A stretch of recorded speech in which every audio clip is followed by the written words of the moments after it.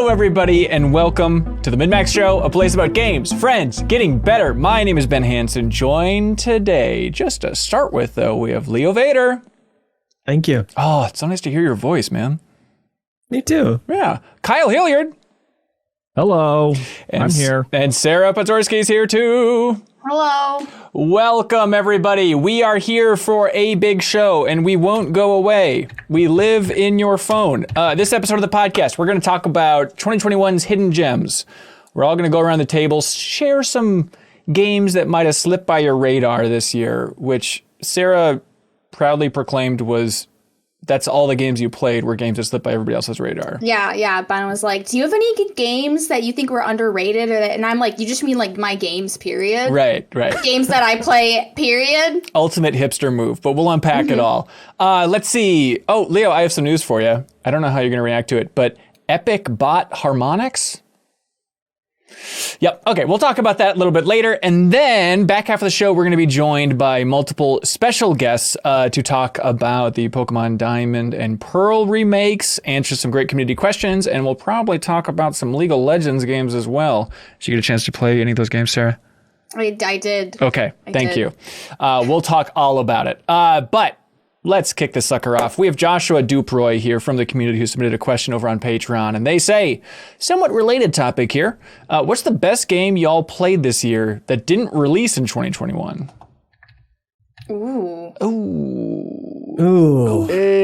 Old games? It's not even content relevant. You guys aren't ready. Yeah, hit it, Kyle. I mean, it was a 2020 game, so I don't know if it barely counts, but Undermine just totally took me over in January, February. It was all I wanted to play. Right. Which was weird because it's not a genre I typically like.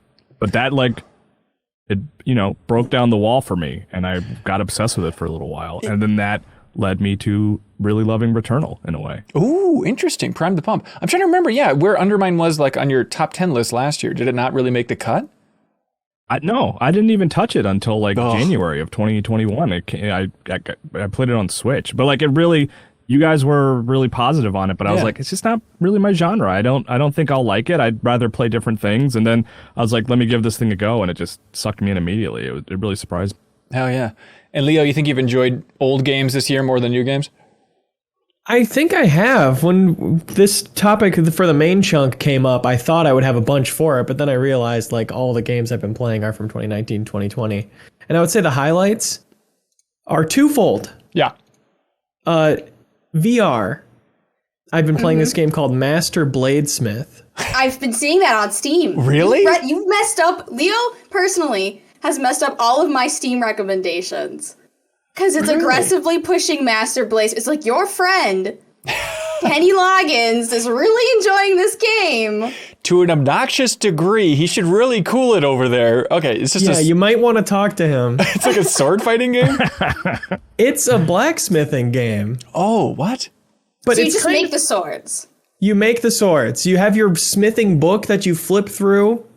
You put your ore in the thing and put it in the furnace and it melts, and then you put it in the mold, and then you heat up the ingot, and then you bang it out and shape it. And there's skills you're leveling up there that have different percentage chances of getting a pristine weapon. And the point is to make weapons that have really high durability, because then you go into the time chamber, it's called, where you're destroying targets and trying to last as long as possible for a very exponential progression. It almost feels like an idle game sometimes because it's collecting ore while you're doing other stuff. Yeah. And it's a really satisfying loop. And I really want more VR games that are just doing a job like that of blacksmithing. Does it, this is make or break for me, Leo. Do wacky adventurers come in and I need the axe of a god or something like that? No. Yeah. Okay. I think that could be a good element, is running the shop, but you kind of just put it in a box and sell it essentially. Still, I think everybody's had that fascination every time you see any fantasy anything, or I guess it's in real life too, when someone's just banging on some hot iron. It's something that I guess I have always wanted to do and never really put on the tip of my tongue in such a way. It's really satisfying, and let me tell you why this is twofold.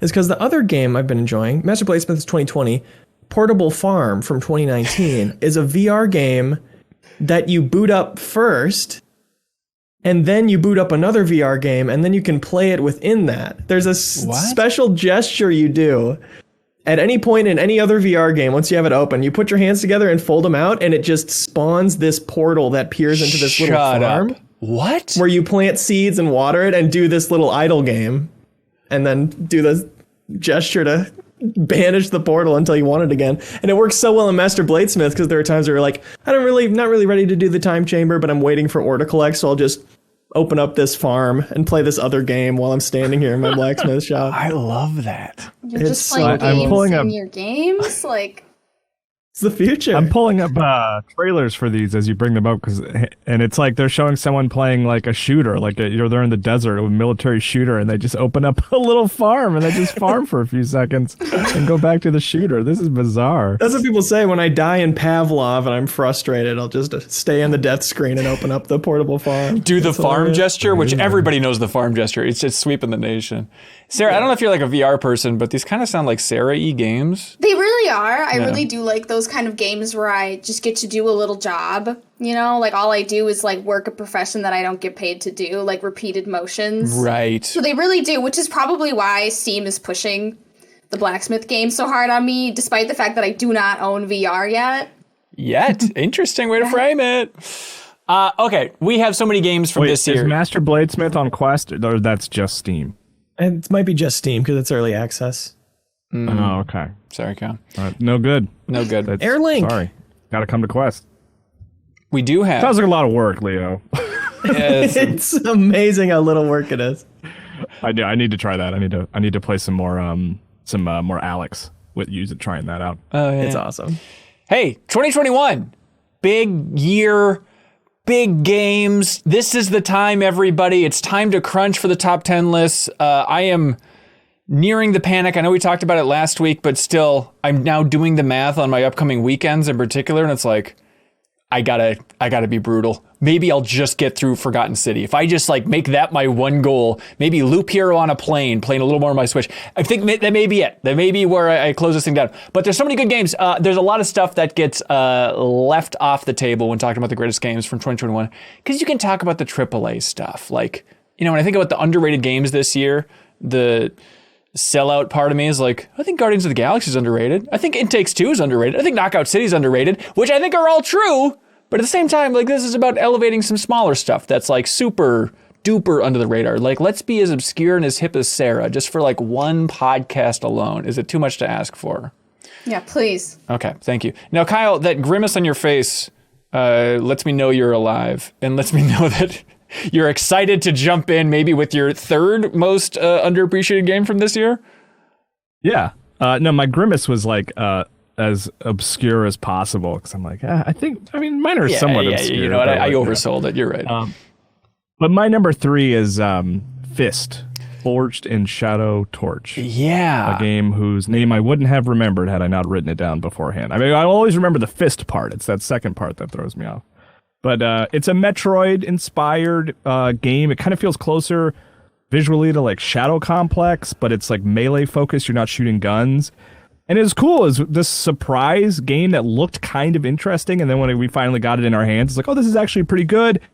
And then Metroid Dread came out, and I immediately went over to Metroid Dread. And I'm sure everyone else did, and they were happy they did, because Metroid Dread's a great game. But if you want more Metroid-style games, I think Fist, Forged in Shadow Torch is one of the good ones this year. Like up there with, second after Metroid, probably, in terms of 2021 Metroid-inspired games. Yeah, if you don't remember from trailers, I think it was shown during a couple PlayStation events and stuff like that, but it's the one where it's the cute little rabbit who has the giant, wacky mechanical arm. It's that Metroidvania, everybody.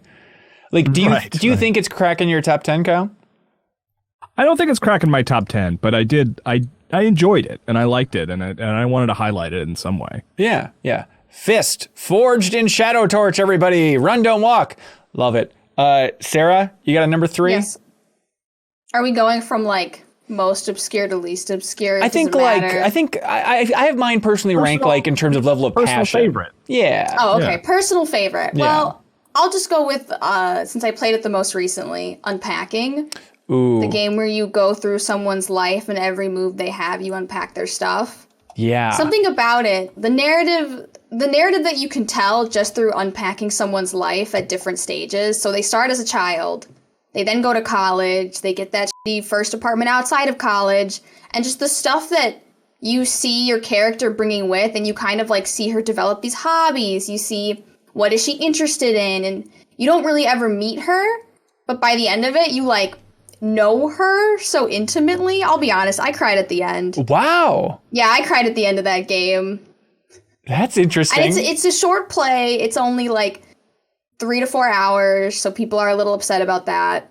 But the attention to detail in it is so nice. I like these small experiences that are small, easy to consume, and like there's nothing wrong with it. Like I don't have any kind of criticism for it. Yeah, I totally hear you. All I want now as a gamer is like a little experience, good from the beginning to the end. You'll never be annoyed. Yeah, that's peak gaming, I think, in your 30s. Mm-hmm. I played it second. I mean, I didn't play it. I experienced it secondhand, let's say, because my family really got into it. And it really is like the perfect example of like a narrative that can only be told in a video game. Right. Like, because it really cannot be done out in any other medium as effectively as it was done in Unpacking. It's really cool. Yeah, I played like an hour of it or so. I'm still confused a little bit about like the fail states. Like, when is it giving you error messages about like, you'd think you'd be able to unpack anything anywhere, but it's just like the specific rooms about, obviously this doesn't belong in this room, so try again. Yeah, they'll like highlight it in red, and then you have to move it. Like there was this one part where my main character had like just gone through a breakup, and I was putting pictures on the cork board, and I kept getting like, and I'm like, what is this? And it was a picture of her and her ex-boyfriend, and it wouldn't let me pass until I threw it into a cupboard. And then it was like, you did it! Like, you passed! And I was like, oh. Forcing it down a specific road. That's good interactive storytelling. Right? Yeah, it's nice. I thought my fiance is a very orderly person. And so I thought, this would be a fun game for her. So I brought it down and played with her, and could not have been more underwhelmed. She's like, does anything happen? What is this? Like, what is the game? I'm like, no, it's like you learn about their lives and their stories. And look, you unpack all these bras. It's fun, right? And then I said, genuinely, scale of 1 to 10, what would you give this game? She's like, 3 out of 10. Like, it's just trash. I was like, I really thought this was like going to be a good couples game. So you have to be in a specific mood. Unpacking objects out of a box and putting them on shelves is a good couples game. I think it's a good conversation starter, right? You get to talk about where things go. Like, it is kind of fun, honestly, to be like, oh no, like that, your school bag totally goes underneath your computer desk versus off to the side of the nightstand. There's interesting things to kind of unpack, if you will. Moving is such a stressful time for couples. You'd think there'd be some therapeutic value in you two doing it together. Yeah, I really thought so too. But better luck next time, I guess. Hey, for me, my third favorite hidden gem from this year is a game that is tough to remember the name of. It is Olija. Olija. It came out in January, so this is an oldie but a goodie. Pixel art, 2D, action-adventure game. Kyle, you played Olija, right? Yeah, I finished it based on your recommendation. Oh, and nice. I also considered putting it on my list, but I paused because I figured you would put it on your list. I got it. Yeah, it like stood out as like the first game this year that I was really passionate about. I was like, this is just lovely, and it's very up your alley, Sarah, where it's like 5 hours or so, 5 to 7 hours probably. You're going out, going on different missions from the boat, and then come back to a town. You slowly build up this town over time. You're upgrading and swapping out different hats along the way and stuff. But Devolver published it, and the developer's name is Thomas Olson, I believe. But I really enjoyed it. It's like $15. It's available on the eShop. You can get it on Switch. But like, if you just want a nice 2D action adventure, I mean, I guess you could compare it to something maybe like in Another World. It's a little bit in that vein, but more just looks like Another World. Certainly. It does, yeah, but more just kind of action adventure platformer where you're getting different equipment and stuff along the way. But I really like it. It's Olija is the name of that sucker. Leo, what about you, man? Oh, thanks for asking. Yeah, no problem. Have you guys heard of this game, They Always Run? I think you talked about it on the podcast, but I kind of forget what's going on there. No chance. No chance I did. Okay, cool. I found it in my Epic Games library and decided to give it a shot. And it's a really satisfying side scroller. It's kind of like a painted art style. And I would say the main hook as you're learning the combat, it's your basic hits and counters. and shooting, but you also have this third arm that if you hold right bumper, I think it is, if you think of it kind of like a hand on a watch that you're controlling with your thumbstick, like picking the direction of it. So if you just point it out there and run into somebody, it's not going to do anything, but you have to like do the act of slamming with it or swiping from one side to the other. And it's a really cool tactile element of the combat. And it's about like quick restarts and mastering little scenarios. And you're just kind of this space bounty hunter. It's really small, interesting, satisfying game. Yeah, I feel like there's been a couple instances this year of you kind of realizing, hey, there's a shocking amount of good stuff in the Epic Game Store just sitting there. It's true. Some of it's also on Steam. Yeah, I guess so. But I just find it in my library. Yeah, oh, that's cool. They Always Run is the name of that one. Love it. Kyle, wow us with a number 2. Like the biggest, best number 2 you could possibly throw out there. Okay. Okay. Here it comes. This one's a Game Pass game, which I feel like diminishes its obscurity almost. But Narita Boy. Oh, yeah. Which is a lot like Olija in that it is like a very pixely 2D adventure game. You kind of like, if you look at a trailer or something, you might think it's Metroid-y, but it's not. It's just sort of a linear action game, and it's just got, it's like the idea, the story is that you are the son of like, Steve Jobs type who revolutionized, computers, and he like created like this Tron-like world, and you go in there and you have to sort of save it, and you sort of relive the memories of your father. So there's just like this interesting story to it, but it just looks fantastic. Yeah. It's like some of the best pixel art I've seen in a while, and I really like the soundtrack. The soundtrack is very like trancey, kind of Blade Runner-y, and it's just got a cool style. I really like it a lot. Yeah. Do you think we might be talking about it in a future episode of the podcast where we might be breaking down some of the best game music from the year, Kyle? Maybe. Interesting. I don't want to make any promises. Maybe we'll talk about Unpacking then too. I don't want to. Ooh, interesting. All right. No, I like that choice because it's definitely one of those games that when you sent it over so I could get the beat ready and stuff, I'm like, Narita Boy, it sounds familiar, but I don't even remember what that is. Then you go back and look at the trailer. It's like, oh, that's right. I played that for a bit, and that does look incredible. We shouldn't forget about the highs of Narita Boy. Never forget. Nothing about else. Just go watch a trailer just to look at some really fantastic pixel art. Absolutely. Sarah, number 2. It's gotta be Toem. Toem! Just for the sole reason that I hate photo mode in video games.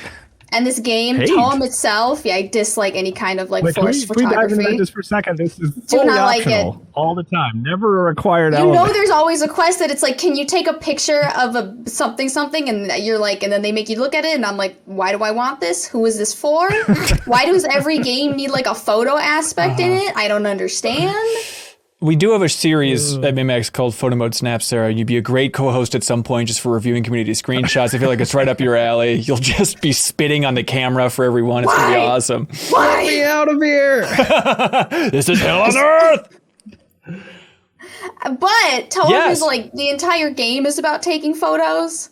Like, that's how you complete all your quests. That's how you get through your, your missions, your side quests. It's all about taking photos. But they made it actually enjoyable, which is saying a lot because I hate forced photo mode. Right. It's just a really cute, another short game, great story. It's kind of like a short walk.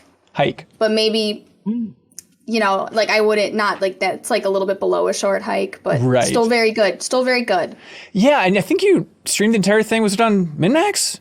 Yep. Okay, on MinnMax. It's very cute, very short. Just another one of those really clean experiences. I think there is something to that idea of like an annoying element from other games. If it's the full game, somehow it gets a pass. Like I always think of Subnautica, where it's like, oh, I love that game, but the underwater level, especially like if there's an oxygen meter in any other game, sucks. But somehow when the entire game is underwater levels with oxygen meter, with Subnautica, it's like, oh, this is awesome. Just somehow like leaning into that exact thing, and you're not like being derailed from another primary objective or another primary gameplay loop. I think you can find an interesting avenue there for some indie games. But yeah, Toem, it's spelled Toem, everybody. I don't know how much more clear I can be.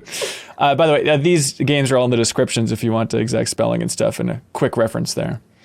Leo, you look like you're thinking of something very thoughtfully. I always am. Yeah. Do you I'm really trying to figure out if I need to sneeze again or not. Oh, I see. Well, that's fair. That happens a fair amount. Hey, for me, my number 2 is a game that I talked about before on the podcast, but recently looking at the list of the Game Awards and what was nominated for Best Art Direction, I was horrified that this indie game did not get more love in general, and especially in this category, but Genesis Noir, which came out earlier this year. I believe it was on Game Pass. I don't know if it's still on Game Pass now. It's not on PlayStation, just a heads up, but it's available everywhere else. It is absolutely one of the most stunning looking games I've ever seen in my life. Like, if you take just any random chapter of this game and make a Let's Play of it, I feel like that could be Oscar nominated for greatest animated short. Like, it's just so incredible looking. And it's, I guess if you had to describe it, it's still kind of space history themed psychedelic point and click adventure noir. So it's one of those gems, but we talked about it on the podcast before, but it's such a weird game to set up and explain. But the core idea is it's a noir film style in the beginning. A character shoots your girl and the bullet then leaving the gun becomes the big bang of the universe, and you're working your way through the timeline of the universe as the bullet is getting closer to the femme fatale. It is such a weird thing, and the ending is just awesome, and again, really trippy, weird stuff. And if you've never looked up a trailer for Genesis Noir, please go look at a trailer for it just to see how this thing looks, because it is absolutely incredible. Granted, little frustrating at times because, like, well, point and click genre combined with psychedelic, you don't know what's real and what's not. Like, it's kind of a mushy combo, but still, it's such a cool, weird premise. And there's no text, there's no talking, so it doesn't get too pretentious or anything. But Genesis Noir, also, it's $12 and it's short. So what's wrong with you? Come on, show it some love. Okay, now, Leo, you got it, dude. Bring it on home. Bring it on home. Here we go. The second of 3. That's right. Mine is Into the Radius, which is another VR game. Sorry, everyone. Oh, Leo, I said and bring it came out home. last year. Sorry. Oh, what are you doing, buddy? But the 2.0 update came out recently, and that's what I'm recommending. They changed a ton about it, changed a ton about the map and progression and the way it looks. What was that sound? Sorry, is that my dog? I don't know what that was. Okay, Into the Radius. I'm looking at the trailer right now, Leo. It's like a survival game? Yeah. It's open world survival in this radiated wasteland. It's very stalkery. People who like Stalker like to say. But what I love about it is the looting. It's the most immersive looting I've found in a VR game. You're basically, here's just a scenario to set up, to encapsulate a lot of things about it. Yeah. I'll be like stranded in the dark. I'll have stayed in the radius too long. You know, you can leave and go back to bed or whatever, but I've overextended. Now I need to find a safe place, and I'm inside this big tent. I'm creeping along and I'm like, okay, this table, I can kind of look at the loot I've got and get it sorted. And so I'll take out my flashlight and set it on a shelf to illuminate the area, and then take my backpack out, put it in front of me, and it'll stay right there. And I'll be picking things out of it, and you'll have to kind of arrange things. You'll be like, I'm gonna have my food in the upper left of the backpack. That's good. And my ammo down here. And then I'll take out ammo boxes and individual bullets and like put the bullets in the ammo box, take magazines, fill them from the ammo box, and put them in my magazine pouch. There's like so much ammo management that makes every bullet really matter. In a way I've always loved, like ammo scarcity in games. Where do you find these VR games, since no one on Earth is ever talking about them ever, Leo? I just searched the VR tag on Steam a lot, and it still never puts VR games in my discovery queue. I'm trying to tell it I only want VR games, and it's... Oh, they're sending them to Sarah. Yeah, they're all in mine, actually. Yeah, it's a colossal mistake. Huge misstep. We gotta trade. Leo, I just looked this up. This is another VR title that's not on Quest, so I really need you to just start recommending Quest games, okay? It'd be nice, man. man. It'd be really nice. Are you at a point, Leo, where you're like just in a constant rage at society for not getting into VR more? Like, do you think it's stupid that that half of this podcast doesn't have some VR stuff? Or is it very much like, this is my little thing, and I understand I'm a little Quirkzilla over here? Quirkzilla. I don't know. Which one? I definitely don't blame you guys or anyone for not getting into VR in its current state. I'm honestly very satisfied with how it's progressing. Like, so many new games that are so interesting all the time. Clearly, there's some people out there who are buying them, so I'm not too worried, I guess. In theory, yeah. All right, that's good to know. All right, Kyle. Number 1, the humdinger itself. Yeah, and this is my kind of like my wince one when we were talking about obscurity, because like maybe this doesn't count as obscure, but Little Nightmares 2. I really adored that game, and it has kind of just, gone quiet because it came out so much earlier in the year. I'm not seeing it in like these early end of the year discussions, but right. I love Little Nightmares 2. I think it really outdoes the first one in a big way. It's really creepy and fantastic and weird, and it was one that my kid doesn't like scary stuff, but for some reason that one she was really entranced by, and we played the whole thing through together, and it was just super weird and cool, and a lot of like if we were discussing like moments of the year, like there's this one teacher character that I had a lot of like just like, whoa, that's horrifying. I want to get away from that thing moments, which I really love. So yeah, Little Nightmares 2 is my favorite sort of obscure game that came out this year. Yeah, it's almost like we're going to be discussing moments of the year in a couple weeks here for the MinnMax Awards, which should be an interesting discussion overall. Look forward to that, please. Yeah, that's nice. The moment you put on your VR headset and get transported to another world. All right, we can't talk Leo off this cliff. We got to go with it, everybody. There it is. No, I think you're right. Let's give it number 10 like we do every year. It'll be fine. I'm always fascinated by that discussion, Kyle, about like, this game, it seems like it kind of fell off the radar. I guess people aren't talking about it this deep in the year, but it's like, I don't know, what game from earlier this year are people still talking about? I think that's just the nature of the business, right? Is just everything's going to be flash in the pan. No, I still like Resident Evil Village is showing up on end of the year lists and stuff like that. Those AAA games stick around, but if you're not AAA, even if it's really great, I feel like it tapers off. Like Valheim, I feel like has tapered off a little bit, even though that was huge earlier in the year. Right. Yeah, I guess that's fair. Okay, Sarah, number 1. Okay, number 1. This was my biggest surprise of the year that I enjoyed it, and I enjoyed it a little too much. Do you ever feel like you're enjoying something a little too much in a game? Because it's just kind of a dumb game? To reflect on yourself a little bit of why you enjoy this so much? Yeah. Mine is Gas Station Simulator. I don't know what it is about operating my little gas station. I think it was the fact that I could scan objects at a grocery store and put them in a basket for somebody. Ooh, that's good. I'd be like, beep, beep. That just something in my mind just went, ooh, yeah, this is it. This is it right here. But I love that's just part of the game, because the rest of the game is like part of the game. You're fixing up the whole thing. Yeah, you got to fill people's gas tanks. You got to order your gas. You get to pick the snacks that your gas station has. Ooh. And you have to stock the snacks. So you have to be checking on inventory. You got to make sure the truck can get in to drop off your inventory and storage. You have to make sure that everything's stocked and looking nice. And then halfway through, you also become a mechanic. So people will just pull into a garage and be like, I need new tires. And then so now you have to make sure you have tires. And God, I didn't know where the spark plugs were supposed to go. So that was kind of hard for me, but I figured it out. But you just have to do a lot. Yeah, it's such a weird game because it's you see the name of it on Steam and it's okay, yeah, I know a lot of people are playing this. It's kind of just one of those jokey games, right? But I love when inside of a jokey name, it's no, actually it's a really good sim in here. It's really compelling to keep rolling.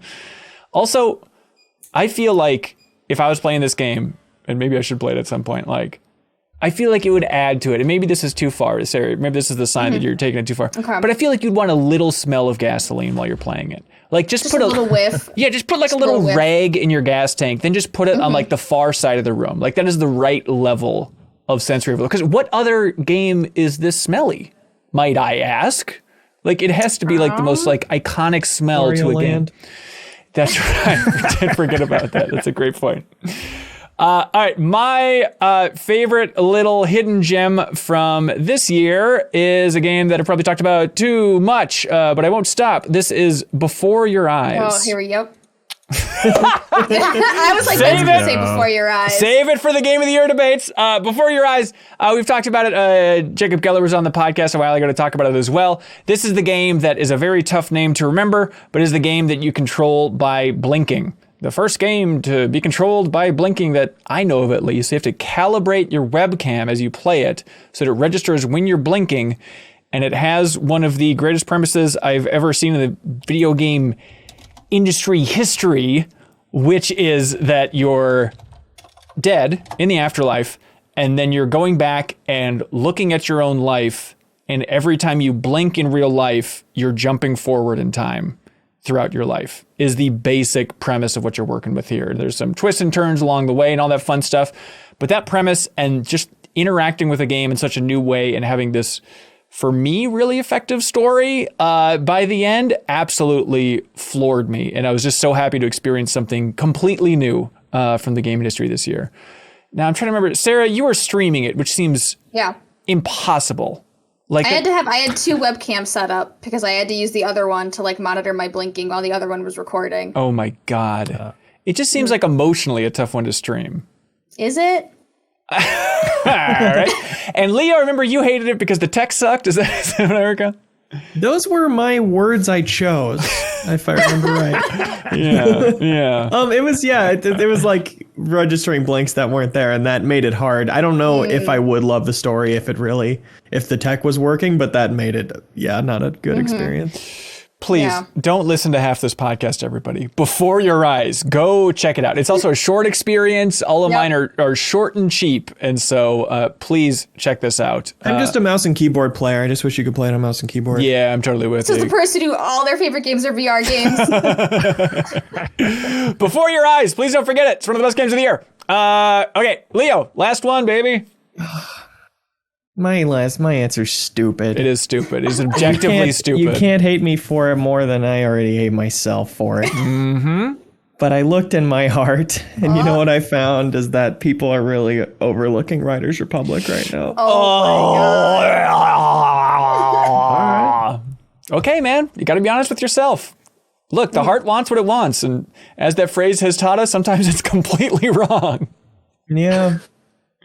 I have to debate. Am I going to give Game of the Year to a game that has a ukulele cover of Gangster's Paradise in it? Were you really capable of doing that? Mm-hmm.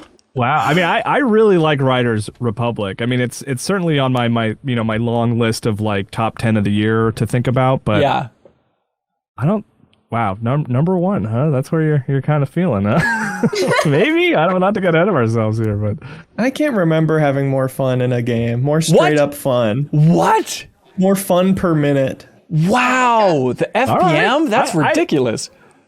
I'm with you, Leo. Like, I mean, it is a game that's just like, it doesn't take long to be doing something crazy, and that's what's cool about it. Yeah, and it feels like you're really good really early, but there also is a really high skill ceiling that I'm still pursuing, and learning how to do the really complicated like corkscrew flips and the timing on those for all the different sports is really satisfying. Wow. Do you have a sense? You can also you can use the jetpack to go really high and then just like turn it off and fall and fall and fall. And if you just switch to walking mode right before you hit the ground, you're like totally fine. There's also really fun weeklies with like exclusive gear and costumes. And one of them was a foam bike, which isn't super good, except it has a really high absorption rating. So you can hit the ground from jumping off a cliff and be fine. So it's like putting in the time for weeklies to get that thing I can use forever to land from falling from the sky type heights like Kyle's talking about. Right. Do you have a sense? There's been a lot of reasons for me to keep playing it. Do you have a sense of like the user base, how it's doing? Do you feel like it's under the radar on the player's point of view or just from the press point of view? I feel like both. I'm active in the subreddit, and the numbers, the upvotes there don't seem that high or anything. Damn it. And certainly, just from people I know talking about it, it feels you like... gotta put this community on your back, Leo. Yep. I do. You gotta carry it. Bring him, and then strap a jetpack to that, and then just skyrocket right Leo, to the sun. You gotta we'll get more into this in a little bit, but you gotta take Fuser off. Clear the hard drive space. Yeah. Hey, throw Riders Republic back there. Why wait, Kyle? Let's talk about that right now. Gut reaction, Leo, to the news that Epic Games has purchased our dearly beloved best friend, Harmonix. It's better than the news that Harmonix has shut down and disbanded. That's exactly... that is exactly my feeling. It's like, it is such a bummer to see one of the last great indie studios, and I think they were technically owned by some some other company in the fine print and stuff. But for a studio that we've been rooting for so long, like it just sucks to have this indie studio that's been around for so many decades now, just wiped off the board, just absorbed into the hive mind of developers at Epic. And they say they're going to support Rock Band and Fuser still, but it's hard to imagine they would do. At the very most, they'll maintain the current support. Like those games will never get a big influx of support again, right? Yeah, I don't know what that would look like. I mean, if Harmonix is good at one thing, it's maintaining that level of support. The fact that they're still releasing DLC for Rock Band 4 is bananas, and they say that that's going to continue, which is super impressive. But obviously, the wording in their official announcement is the part that'll chill your blood, where they say, we'll be working with Epic to once again challenge expectations as we bring our unique brand of musical gaming experiences to the metaverse. Our team will work with Epic to create musical journeys and gameplay for Fortnite. I wish they just left... I mean, it's good news for Fortnite, if we're going to be like optimistic. Okay, yeah. Like if they say like, hey, Harmonix released this new thing, it's probably just going to be totally free. You can go check it out. And maybe it's a cool rhythm game within the world of Fortnite. I will 100% go check that out. Absolutely. But that's me like looking at the bright side. You know, that's me like looking for the positive. Yeah, if there's like a Harmonix themed world or mode or something. Like I don't want the distinct vibe of Harmonix, which has been so strong for 20 years now, to just go away. Like I hope at some point they can still rise above the masses working on Fortnite to say like, Harmonix's personality is alive. Everybody, please look over here. Just something distinct, you know, instead of just, the dances are better and now there's a rhythm minigame when you dance or something like that. The way I feel about it is like the Dropmix Fuser automatic remixing tech they've had. It feels like the discovery of unlimited energy or something. It's like this beautiful invention that this one company magically made work, and there are so many other applications for it, and I hope they manage to find those, and like maybe Fortnite gets that kind of tech out there and we start seeing different uses for it. I hope that tech that they have blown out of the water survives. Yeah, and you're right. We should focus more on the fact that a lot of these people still have jobs. Who knows? Well, I think it's pretty safe to assume that it was a tough world out there for an indie studio like Harmonix, and they've been struggling, and Fuser was maybe not the colossal hit that they were hoping for and stuff. So it's nice that it can carry on, that they'll retain the developers they still have and stuff, and maybe they could make a standalone project in the future. Maybe they could bring Amplitude to PC, to the Epic Games Store, just something like that feels cool. But it is like, it's that weird trajectory for studios that are being purchased, like the longstanding indie studios. It seems like if you're an indie studio, a bigger indie studio, and you're working on a VR game in the last 5 years, there's a good sign you're about to be purchased or have been purchased. Think of like Ready at Dawn, like descending into the VR world, even like Insomniac, like everyone was just scrambling for any place where funding was. And it's like, hey, the VR world was that space for a while, and Harmonix was pushing hard in that direction. Now it's like, okay, you can't survive out there. You got to get eaten by the bigger fish. Interesting. Yeah. They should have bought Beat Saber day one. They should have said that's us. Yeah. Harmonix or what? I mean, that is something that I thought about a lot. I mean, the fact that I'm going to have to Google it here. What is Audica? Is that what it's called? Yeah. I think so. Yeah. The Harmonix VR game. Like, right. I found that game to be underwhelming, and I go back to it every couple of months and be like, is there something here? Do I like this? I feel like I should like this, but it feels like when Beat Saber came out, it was like the boat was missed. Like Harmonix should have been sort of on top of that. But I guess they had a Rock Band VR, but it was really just kind of a port of Rock Band into VR. But yeah, and they had like a Sing VR game. I feel like they kind of missed the mark with VR. Audica just did not do it for me. Yeah, and it's tough to say, why didn't you create that one brilliant VR game, Beat Saber? It's like, yeah, you can't put that on them, but I hear you. I guess I'm not even saying they should have made Beat Saber. I'm just saying they should have been like, they should have had a stronger stamp in VR before Beat Saber. Maybe it would have been Audica first, but it felt like they were late to what should have been their party. Yeah. Well, hey, congratulations to Harmonix for still being around, and good get, Epic. You got us, you bastards. All right. Let's see. Leo and Kyle, do you all want to clap on out of here, even though we've enjoyed your company in such a huge way? Here we go, Kyle. Let's go, my friend. Hey, Odell Harmon Jr., welcome to the podcast. Hello. Welcome. Glad to be back. Yeah, I had to go back into the history book. So it was July 2020 was the last episode of the main podcast you're on. You were talking about Andy McNamara leaving Game Informer, just for a nice timestamp of like what was going on in our worlds. Yeah, hey, now he's over at EA. And then, not to be outdone, we also have Nikole Zavallich. Welcome back, Nikole. Hi, thank you for having me back. It's so nice to be here. Yeah, absolutely. It feels wrong to talk about Pokemon without you both, really. Yeah. I mean, I had a different Pokemon shirt on earlier, and then I got too sweaty looking for my old DS, so I had to switch to a new Pokemon shirt. So, like... That's the right level of commitment that we're looking for. And did you find the DS? I did, of course, yes. Okay. It's charging. And it's like is that like a custom-made Birdo sticker on it? It's like an I Am 8-Bit sticker pack from like 15 years ago. Oh my God. Back when their main brand was freaky Birdo stickers. But oh man, they've come a long way. Nikole, people that remember you from previous episode of the MinnMax Show podcast, or back in when you reigned over podcast land with Weekend Confirmed. Mm-hmm, yeah, and did some GamePro, did some G4, did some Shack News. Yeah, what are you doing now? So last we chatted, I had gotten laid off, and turns out still don't have a job, but I'm loving it. I'm trying to break into TV writing, so I've written a pilot, and I'm working on my second pilot, and I'm just trying to be creative, and I like binge TV shows like Law & Order and Lucifer, and water paint, like watercolor. So like that's... You're living the dream. What am I doing? Yeah, I'm having a live, laugh. What is it? Live, laugh, love. You're doing a live, laugh, love right now. I'm having that. You're live, doing laugh, like an Lucifer. Eat, Pray, Love. There it is.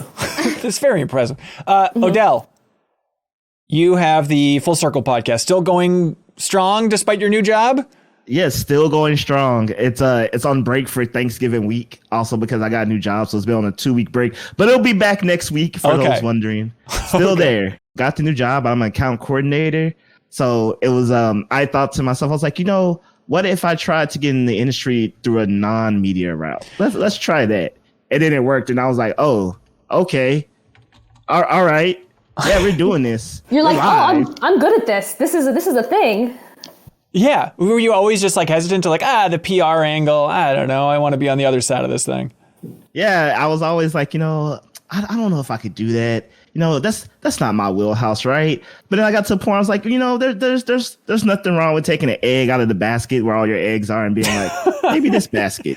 Right. Maybe this one over here. That's right. What really happened was I was 30 and I was like, I need like a job, but like a job that sounds like a job for a 30-year-old. I need dental care, Yes. Right. Now, there's dental care, but have you ever tried painting and watching Lucifer, Odell?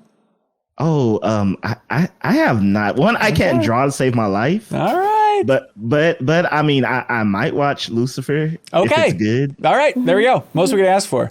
Okay. We should dive into this frickin' game. Not to be confused. It's Pokemon Brilliant Diamond and Pokemon Shining Pearl, the classic remake. I'm trying to remember, Nikole, like, where was your hype level at for like this remake in particular, this generation? Where's it at on the love spectrum for you? Is that a thing? I'll say it is. Yeah, 100 it is, because like yellow was like where it began, silver was like the height of it. When I was playing the remake of this, I was thinking to myself, oh, well, how old was I? 14 when I played this? I looked it up. No, I was 18, like about to graduate high school when I played this game. And I went back and I looked, and I'm 50 hours into it. I had 8 Pokemon, 8 badges. And that's kind of like the barest minimum I'll do for a Pokemon game. Pokemon Shield and Sword, for example, I have 210 hours and I beat all the DLC. Like I rolled credits on the DLC. Jeez. Yeah, like all the Diglets. You did it. All. You did it. Yeah. It wasn't that high on my hype radar. I think it was just because I was graduating high school. Right. Right. Yeah, I'm trying to remember, like, and this was a weird generation where I beat it back in the day, but it was definitely one of those like, okay, this will be like a novelty thing where I'll get it and I'll force my friend Ronnie to get it and we'll like battle each other a couple times. But I don't know. Odell, maybe you have a better sense of like where Pearl and Diamond are for overall fandom. But for me, it was kind of just like, not the story highs of like Black and White, which I understand a lot of people are very passionate about. Like, I don't know what the thing is that people celebrate about Pokemon Pearl. Cynthia. Just Cynthia. Mm-hmm. Cynthia. Okay. Like, what did Sinnoh do for us? They gave us the Beast, the Commander, the one who cannot be touched, Cynthia. At least that's what I always remember about Sinnoh. I feel Sinnoh came in a weird time where the Pokemon, like, it stopped being cool to like Pokemon around when Sinnoh came out. So that's when it was like people liked Sinnoh, but you didn't say you liked Sinnoh because, you know, Pokemon hype started to dip a little bit. And the, you know, the major zeitgeist. If you loved it, you loved it. You know, you stay strong. Kept my love genuine. Hey, no but doubt. you know that was the dip where, you know, it stopped being cool. Black and White, which I think is highly underrated. You know, that's why I think Black and White didn't do so well, because it was part of that dip. And you know, X and Y came out, and it was like, oh, okay, 3D and stuff. They were trying, but now we're back at like the heights of like the original, just all across Pokemon fandom. So I was hyped for the remake because Sinnoh's probably my least favorite generation, not because of like the lack of Pokemon love. Like, I just think it's it's the most unoriginal in Pokemon. They just went, who doesn't have an evolution? All right, and slap the evolution on them. But the remake has been a lot better than my original run with the game. Oh, really? Yes. Why is that? Because the Chibi art style, Chibi? Yeah, Chibi. Yeah, the Chibi art style is like 10 out of 10 great. More games should do that. I love it. And just the quality of life changes that they added, because like I said, when the fourth generation first came out, like Pokemon hit like a real stagnant turn. So, but now like this is the game I feel like it should have been, because none of that stagnation is there because of the improvements. So it's a much better experience. And like I said, my biggest gripe with the region was it's the region with the most unoriginal Pokemon. Yeah, me. This is like the Bidoof generation, is that right? Mm-hmm, yes, this is the generation that gave us God Bidoof. Yeah, and thank goodness, because Pokemon as a company has really ran with Bidoof. Good for them. Yeah. The Bidoof PR campaign is insane. Is insane. Like Pikachu who? The entire Pokemon company is like, Pikachu who? Yeah. No, you're gonna like Bidoof now, is literally what the Pokemon company said to me. Yeah. There's one in my party. Yeah, and I was like, okay, whatever you say. Nobody even it wants does Rock Smash and Cut, so it's kind of vital for the beginning. Yeah, you gotta do it. But there were 2 points that you made that one I agreed with totally, and one I was kind of like, one is totally the upgraded upgrade of life changes, things that they carried over from Shield, being able to access the box anywhere. Like, I am acting it out. I don't know why. But like those kinds of things I so appreciate, but I didn't love the chibi art style. Oh yeah? And then I felt like I probably would learn to like it had they committed to it, because as soon as you go into a cutscene or a battle scene, it's the exact same animation from Shield and Let's Go Eevee. It's like it's like a completely different art style. So it's like they didn't commit, I feel like, and I didn't like going back and forth. It is weird, right? It seems like they just want to keep the engine and kind of assets from Sword and Shield, and even like Let's Go also had a little bit of element of like, okay, this will look a little bit different here. Yeah, but it is weird. But I think like, I don't know, maybe Pokemon fans are just used to art styles being all over the place. Like, oh, the combat, it always looks a little bit different. And I think there is kind of like more of a nostalgic push for this chibi art style. Like, I'd rather have this, I think, that even like the Let's Go style, maybe just because it kind of reminds me of what the games used to look like back in the day. But I'm very curious to see. I held off on playing this remake. I haven't dove into it yet because I think, you know what, I'm 34. I think I'm at that point where if I just start this remake of a Pokemon game by myself, I think it might be a little bit too boring. But like over the holidays, I'm going to be spending time with my nephews, and I'm like, oh, like being able to see this game through their eyes will absolutely be worth it. I don't want to have to play the beginning twice. I'm very excited to dive in just to see if they're passionate about it and what they think about the chibi art style. I think kids are probably fine with it, right? Have they played the either Let's Go Eevee or Sword Shield? A little bit of Let's Go Eevee, but their parents are just cruel. My sister is a witch. No, she's fine. But they haven't bought any Nintendo systems for them. So they've only played those games like a little bit over at my place every once in a while. And it's like, That's the same with my nephew. He's like super into Pokemon cards. Yeah. Really likes Pokemon cards. Really likes the show. His parents do not want to give him any kind of like gaming system whatsoever. So it's like you're missing out on like the meat that is Pokemon. Like, Right. you're feeding this kid lettuce. Yes. Like, Where do you think this stuff is coming from? Like, we're not excited about it because Pokemon Go. We're excited because of the Because in core my RPG. opinion, like, look at me. Look at me. My parents shoved a fucking GameCube in my hand when I was like 6, and I'm okay. Yeah. Kind of. You're like for the most part. You're the healthiest person I know. Yeah, you're on top of it all. Mental health. You got a You know, freaking I'm 4.0. generally a peaceful person, but when someone goes Pokemon Go, they think that's like the first Pokemon video game. Like, I just lose it internally. Right. Like, I don't tell them off or educate them because I probably couldn't do that in a proper manner. But internally, I'm just like, I don't like you. It's the same thing when someone goes, I like Pokemon. Oh, you like Pokemon? You heard me say Pokemon. Right. You have never heard the word Pokemon. You have never heard no one say this. Why do you insist on saying this? Please stop. Is it kind of like Mario? Super Mario? It's exactly the same vibe. Absolutely. Okay. Okay, so here's what I've heard about this remake. The folks over at Game Informer, John Carson over there, reviewed it.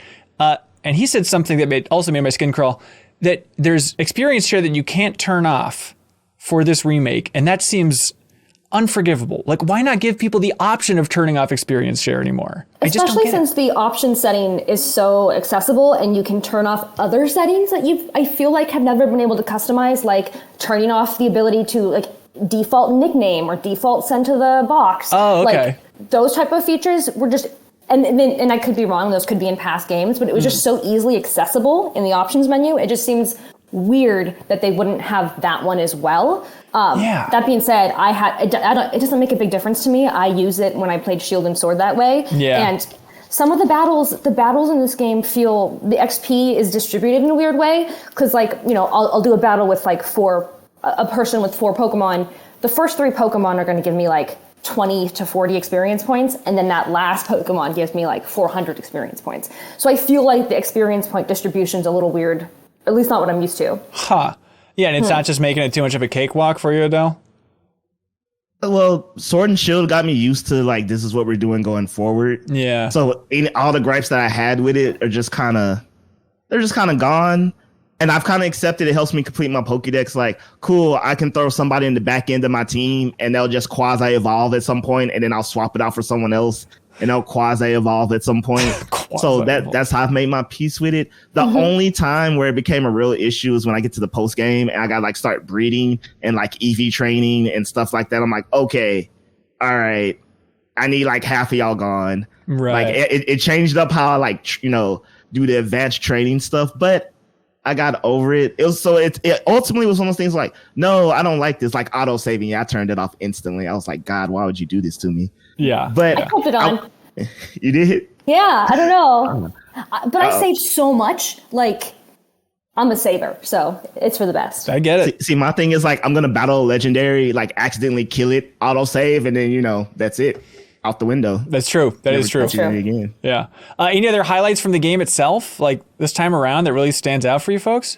I like the Pokemon models. I think they look cool. Okay. I'm not sure if they're reused models or not. I'm pretty sure someone might be like, these are reused, but they look good to me. I like revisiting the underground area. I think that's kind of a fun feature that I'm starting to like remember liking. Right. And the big thing for me was that I was not expecting was that after I got my first badge, I was just walking around this flower field and this old couple handed me a Jirachi and a Mew out of nowhere. And there was no fanfare. There was nothing. No one cares I have a Mew. And like being a also 34-year-old who's been playing Pokemon my whole life, Mew's a huge deal. Right. Like I paid $50 when I got Let's Go Eevee to get like a little Pokeball, to like walk around with. Of course. To get Mew. And so like it was really exciting to get Mew, but it also felt like, you kids, do you know what this means? That's absurd. So there's really nothing to it. They just hand you a Mew? Just hand it like to an you. hour into the game, you have Mew and Jirachi. Level ones.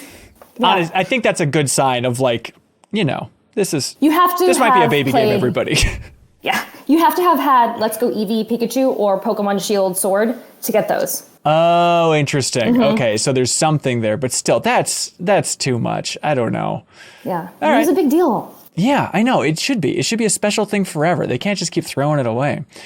Well, that's it. I mean, where do you think, Odell, where does this rank for like the big list of Pokemon remakes? How's it looking compared to everything honestly, else? at the top. What? Yeah, no, I'm serious because I've always, first of all, I need to say this.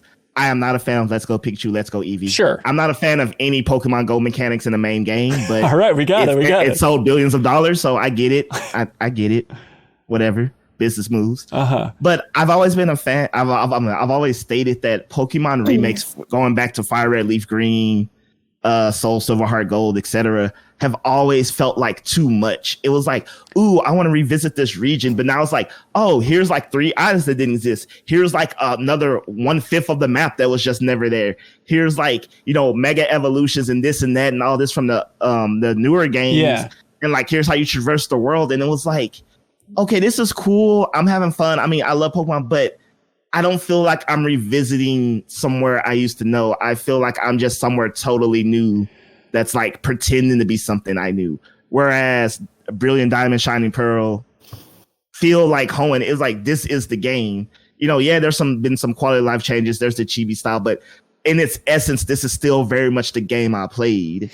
Okay. And I feel like no other Pokemon remake really captured that feeling. Maybe Fire Red, Leaf Green, but the rest, they did so much extra and tried to incorporate so much new that it stopped feeling like the thing I wanted to experience. So you're on the strict conservative end of the spectrum when it comes to Pokemon. Like, you want as classic and as old and faithful as possible. Yeah, because I mean, I have all the new, right. It's there, like I can access it. So yeah, I want the fresh coat of paint. I want, the high fidelity graphics, the quality of life changes that make sense.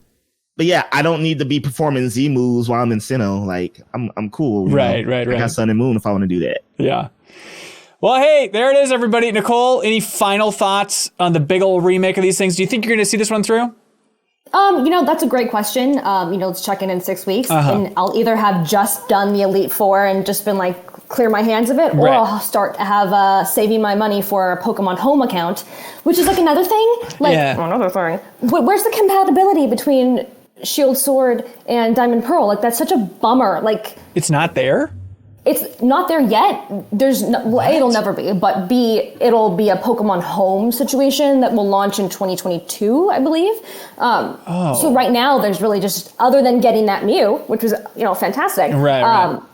There's really no compatibility between those, which is a huge bummer because I love that world building compatibility crap. Yeah, and especially if I'm sure there's some changes under the hood, but especially if the combat already looks so similar, it's like maybe in theory they would need to redo all the assets for this game if it's still just going to be that same old style of Pokemon they're bringing into this thing and whatnot. But yeah, I have one quick question for you guys.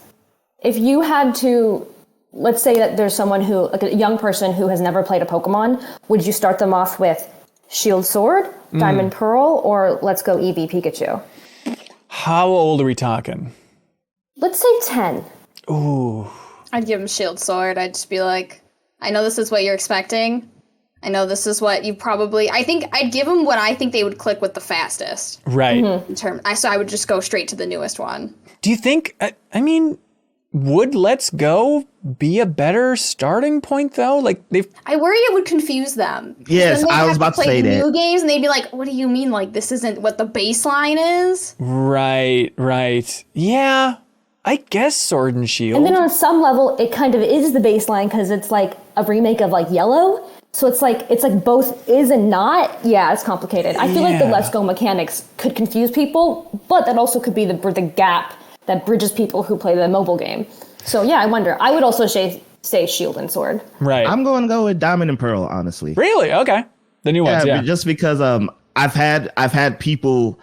experienced people playing Sword and Shield for the first time. And it's a lot to take in. And I feel like it's a lot taken if you literally don't know anything. Right. Versus I feel like Diamond and Pearl, it's still quote unquote the new game, but it's still so classic without being, because a Sword and Shield, there's so many, there's the baseline stuff plus the new mechanics plus just things I would take for granted because I know them. But I had a friend, she played through it for the first time and she was just like, I'm so confused. I don't know what does what. Yeah. There's because it really doesn't explain items and stuff like that, but Diamond and Pearl still explains you give a Pokemon an item. This is what a berry does. Oh boy. It still has that, These that are poffins. baseline stepping stone thing. Right. Where Sword and Shield's bruh, you just got to know that stuff by now. And here's like, Gigantamax. You need to learn that. And we assume, like, because people always say Pokemon holds your hand. And I'm like, you only say that from a standpoint of already knowing that stuff. Because I've seen plenty of people know nothing and go in and be like, I don't know what I'm doing. That is true. Yeah, you think it's hand-holdy, but then, Sarah and I played some Star Stable Online this week. Oh my God. A game designed for 8-year-olds. Have you recovered from that? And Have you recovered No, I haven't. I was emotionally and mentally from that? I was genuinely confused about what to do. It's just a nice reminder that, like, even though it's some basic stuff for kids, if you're going into this thing you're not used to, you can still feel like a complete idiot in it. So yeah, it's a nice lesson for everybody. Hey, Sarah, speaking of feeling like a complete idiot when it comes to game universes, this League of Legends nonsense. Yeah. Mm-hmm. Okay. Yeah. It's absolute nonsense. It has been this world that I have been aware of. Have you never played League of Legends? No. Ever? No. Never have I ever played League of Legends. Okay. I think that's correct. I think I've played... Kind of a miss there. Yeah, I think culturally I really blew it. I played like a couple rounds of Dota 2. And it doesn't count. Are you sure? Can you check the fine print? It might count a little bit. That doesn't count. As someone who also played Dota, it does not count. Yeah. Okay. What's your history with League here? I started League in the year of 2011. And I allowed it to ruin my life for, I want to say, like 4 years. Wow. So this was like way back when like it was still it was like just jumping off and becoming like an esport. Right. Like I remember the first like big tournament Riot did. It was outside and like nobody could see their screens because it was outside, and it was just kind of a mess. But I stopped after 4 years because I realized it was like ruining my life. Because you're just getting too pissed about it and spending too much time with it. It's just a little toxic. Okay. I didn't like need that energy, especially in my like, freshman, sophomore year of college. Yeah, that was rough. like energy that I didn't really want to invite into my life. Yeah. And I stay on top of it. I've been like sort of like on the sidelines, like most League of Legends fans are. You play it, then you stop because you realize it's toxic. And then you just kind of watch, like you still kind of keep up to date with stuff. A lot of my job when I was working at my agency was esports.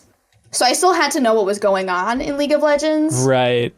So I know what's going on, and I just want to say thank you to Riot for allowing me to consume League of Legends in a way that doesn't make me play League of Legends. This is the thing. Okay, so they have been pushing in a huge way. It seems like this last month has just been this explosion of stuff where they've teased projects in the past.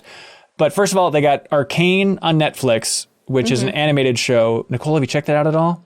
I haven't, but Netflix keeps telling me it's #1. This is recommended, 99% match. Yeah. Like, okay, Netflix. And it seems like one of the greatest adaptation of games out there. I understand it's confusing. It's just like a couple of characters, Vi and Jinx. I think it's kind of their story. The sisters there. Is that right, Sarah? Yeah. I mean, it's basically the story of like Piltover. So there's a lot of different worlds in Runeterra, the League of Legends world, and this is specifically Piltover. Okay. Where it's like, it's kind of like sort of more of like a class issue where like the people who live up on the surface, you would like it. It's like kind of like Final Fantasy VII. The people who live on the surface are really rich, and then there's people who live underneath and they're getting sick and they're poor, and there's kind of like some class issues going on. But if you don't have to play League of Legends to watch Arcane. Yeah. But you sort of like, because League of Legends, like when they release a champion, they're like, here's a paragraph of lore. So people who play League of Legends don't even know the lore of League of Legends. So you kind of get like a feeling for the characters, but it's been really nice to see them a little bit more fleshed out in Arcane, especially like Jinx and Vi, Caitlyn, Jace, and they have a few Easter egg characters in there too, where you're like, I think I'm supposed to know who this is, but they haven't like dropped the bomb yet, because maybe you don't know what their face looks like, maybe they get in a horrible accident. So definitely check it out. Yeah, there's not too many episodes. There's like 9 episodes. And people are gaga over it. Like it's sitting at 100% on Rotten Tomatoes for these episodes. I watched the first half of the first episode, which I understand is just a coward's way out here. But the animation is ridiculously good looking. It's 3D animation, but it looks like 2D. Like some of the backgrounds are 2D. It almost has like a Spider-Verse vibe to some of it. It is bananas, and it's this French studio called Fortiche, I think is how you pronounce their names. It's unbelievable to look at. Like a lot of things in this episode, just look up a trailer for Arcane if you've never checked it out, because it's amazing. I feel like Blizzard did such a good job with their character vignettes that they did over the past 5-6 years. And this is such a step, that taking that direction, taking that idea and taking it such a big step forward in the next obvious progression. I wonder if Blizzard feels like they missed out. I mean, Blizzard has a ton of problems right now, but I wonder if they feel like they missed out on this kind of push, because this kind of Netflix deal is huge. And now whatever comes next is going to be compared to this.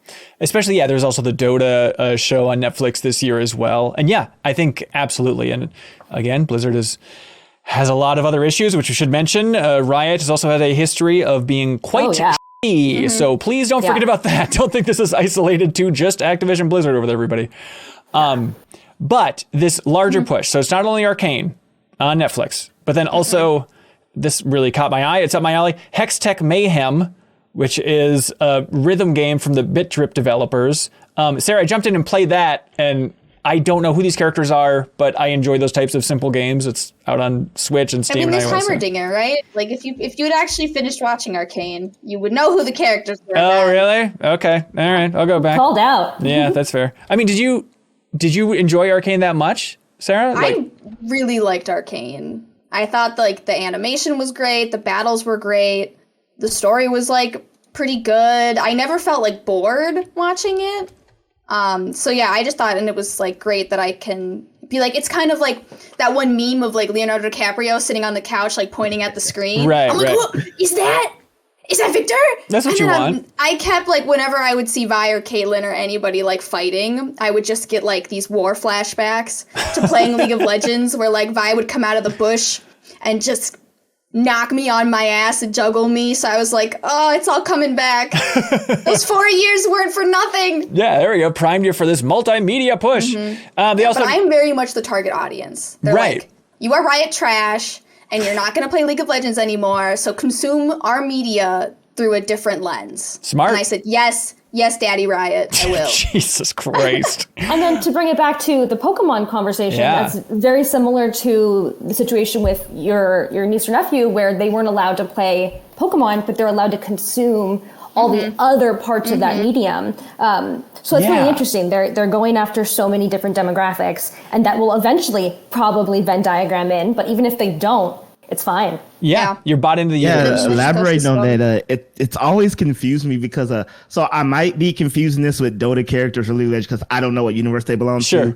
But I remember which universe are the ones with the music group, the female music group that has KDA, music videos. That's Riot. Yeah, that's League of Legends. Okay, yeah, and I remember watching that and was like, what? How did we get here? I don't know. How did we get here? You thought it was a MOBA. You have 200 heroes. Some are in a real life band. Some are doing real. I don't know. It's genius, I guess. It's all making money. But it's because Pokemon makes sense in the sense that that's Pokemon. You look at that. But some of these characters I can look at and would just have no idea what universe they're from, and they're like, oh yeah, that's the League of Legends characters. I'm like, really?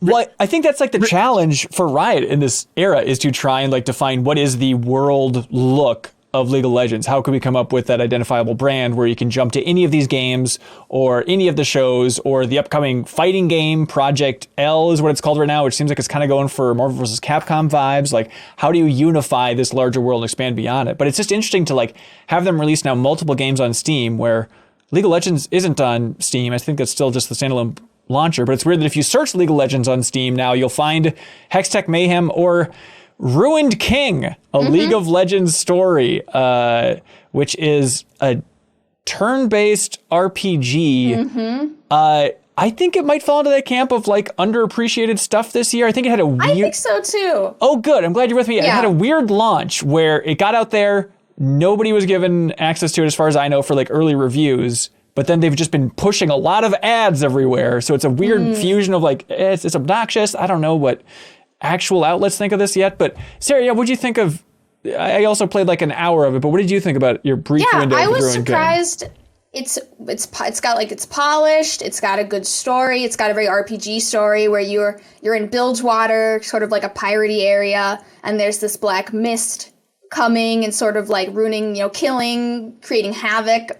And we've got like 3 camps of characters. So the thing I like about Riot is that maybe you haven't played League of Legends since 2011, but they will still give you the characters from 2011. So we've got Misfortune, Gangplank. Like, if you played League of Legends back then, you'll know these names. Right. But then they introduced the newer characters, like the characters that where I kind of stopped playing. So you get like a nice mix where you will know somebody.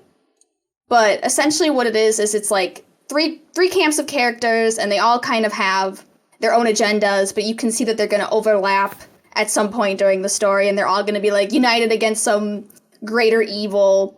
But I gotta say, when I first started the game and you kind of see how your character moves. Yeah. I got like weird Divinity Original Sin 2 vibes from it. Right. Not as great, but that's the vibe that I got right away. Yeah, it's isometric. Which was very exciting. Yeah. It feels a little bit like an old CRPG, or like, like a Diablo here. But then you get into the actual game, it's like, oh no, it feels so like a lot of people are comparing it to Grandia, if you played those old games, because it is turn-based as all hell. But the weird thing is that, and this is a League thing, right, Sarah? There's like different lanes. Yeah, you guys have the lanes. Yeah, it's weird. So they turn the lanes from the map into lanes for speed in the turn-based combat, which is a weird thing to explain. Literally, I was like, to f***ing Riot to put lanes in my turn-based RPG. It doesn't make sense for you just changing, like, okay, you want this to be a faster, quicker attack. Like putting bumpers in a bowling alley? Is this the same thing? Yeah, if the bumpers represent time and the speed of your attacks in a timeline of when everyone's making their moves, so it's all very natural, I think. That makes sense. Hardly. That makes sense. But it seems cool. Sounds like Child of Light, if you actually played it. Yeah, totally. Yep. It's cool. They also have the option for you to like speed up all of your turn-based combats. Like, to know exactly what's going to be annoying about some of that old JRPG formula stuff in there. But like, I thought the art is just incredible, and it's Joe Mad, who's the lead artist on Darksiders, and has a big history with Battle Chasers and all that stuff. And Airship Syndicate is the name of his studio. But like, the art and the animations, I just think are incredible. And it makes me like these characters, which I guess is mission accomplished for Riot. Mm-hmm. How far did you, so you got an hour in, so you got to like Ilaoi, right? Yeah, roughly. Probably. Honestly, yeah. Did you get to Braum? No. I love Braum. Okay. Anyways. Are you like a big turn-based RPG person outside of Pokemon, Sarah? Like, is there any chance you keep playing this? It's been a really long time since I played a turn-based RPG, but the way that they designed this one with like the various lanes and sort of the buffs and debuffs that you have to kind of dance your characters in and out of the lane, which I can only describe as sitting at the bottom of your screen like a video editing program. Right. Like, I don't know how to describe it, but it made it a lot more interesting than just your turn, my turn, your turn, my turn. Right. Because you can be like, my turn again. It's also my turn again, actually. Yes, if you play it right. Yeah, it's cool. So yeah, Ruined King is the name of that thing. I'm curious to see what the reviews are like. I mean, the Steam community's eating it up, and it seems prime for one of those underappreciated games of the year. But there it is, the big League expansion, everybody. Dive in, Odell. The water's fine. Become a League fan. I'm sure you have time. Yeah, why not, man? I played Pokemon Unite, so I was like, that was my first true MOBA. Ooh, okay. Now I don't play it no more, so I think I'm good now. It was a good introduction to MOBAs. Yeah, that seems about fair. I stand by that. I kind of want to go back and play more of that too. But hey, because Pokemon Unite made me rage uncontrollably, and like Nintendo, good job not having voice chat. I probably would have cussed out a little kid. Yeah, that's exactly why they don't want to have to police or like monitor all that voice chat with kids. Like, they'll never have voice chat for that reason. Yeah. Every time some kid says that Pokemon Go is the first Pokemon game and you would attack them verbally over voice chat, we know how it would go, Adele. But just because I was born late. Like, what? Late. Yeah, but if someone told me a League of Legends match go like 40 minutes, and I'm like, if I'm about to, have a heart attack after 10, I can do 40. Yep. All right. That seems about fair. Hey, Sarah, do you know how this whole podcast exists and how this whole thing operates? Yes, it's because of patreon.com/MinnMax show with 2 N's. Is this MinnMax? Just MinnMax, you got it! I get confused because our Twitter handle has a show on it. I know, I really wish we could have MinnMax, but some schmuck is squatting on it. Anyways, that's it. Patreon.com/MinnMax, everybody. That's how this whole thing operates. And thanks to some of our biggest supporters, you know their names, but just in case you don't, it's people like Diverge Coffee. Diverge Coffee was started in 2020 by two friends, Brian and Nick. We're excited to be able to support MinnMax, and if you enjoy high-quality coffee, consider supporting us back. Being the nerds that we are, we have meticulously created roast profiles for each of our high-quality, ethically sourced coffee beans. Go to divergecoffee.com and browse our selection of blends and single-origin roasts. Once you find what you like, be sure to use the code MinnMax, 2 M's, at checkout to get 15% off of your order. Again, that's divergecoffee.com, discount code MinnMax for 15% off. We also have a Twitter giveaway coming up soon where we're going to give away some coffee from Diverge, so please check that out, everybody. Also, thanks to the fine folks at Fixture Gaming. They want everybody to know about the Fixture S1, which is a clip that you put on your Nintendo Switch Pro controller. Then you can slide the screen on top of that so you can play on the go with the greatest Nintendo Switch controller. There's a link in the description if you want to check this out. It's $35. And if you go check out a carousel on Instagram, there might be more options for winning a free custom MinnMax Fixture S1. So please check us out on Instagram and you can win a Fixture S1 for free. And it's a custom MinnMax edition. Also, these folks are so nice that we had a contest, a giveaway a while ago on Twitter where we asked for ideas for custom skins. And somebody suggested, like, how about a Thanksgiving themed custom Fixture S1? And the Fixture Gaming folks made it and shipped it out within like a couple of days. So this person now has a Thanksgiving themed Switch case thing to play with. It's just incredible. Also, thank you to our friends at I Am 8-Bit. They want everybody to know about the soundtrack to Hyper Light Drifter, the vinyl soundtrack. You can pick it up in their online store. It is a 4 vinyl box set with translucent colored vinyl, deluxe custom packaging with magnetic wing flaps, everybody's favorite. Music's by Disaster Piece. You can check it out in their wonderful online store. And as always, you can use a promo code to get 10% off everything under $100 in I Am 8-Bit's online store. The promo code for this month is Turkatron. Turkatron, everybody. One big word. You get 10% off everything in I Am 8-Bit's wonderful online store. And they're so generous and nice that they ship out a prize each and every week to the MinnMax community. So this week, whoever has the best question, submit it over on Patreon. The best question wins the Res Infinite Area X vinyl soundtrack. So look forward to that from I Am 8-Bit. Okay, so Odell, Nikole, your mission is to remember each and every one of these questions, because whoever is the best one will win a great prize. So get the pen, write it on your hand, whatever you got to do, we got to make sure it's good.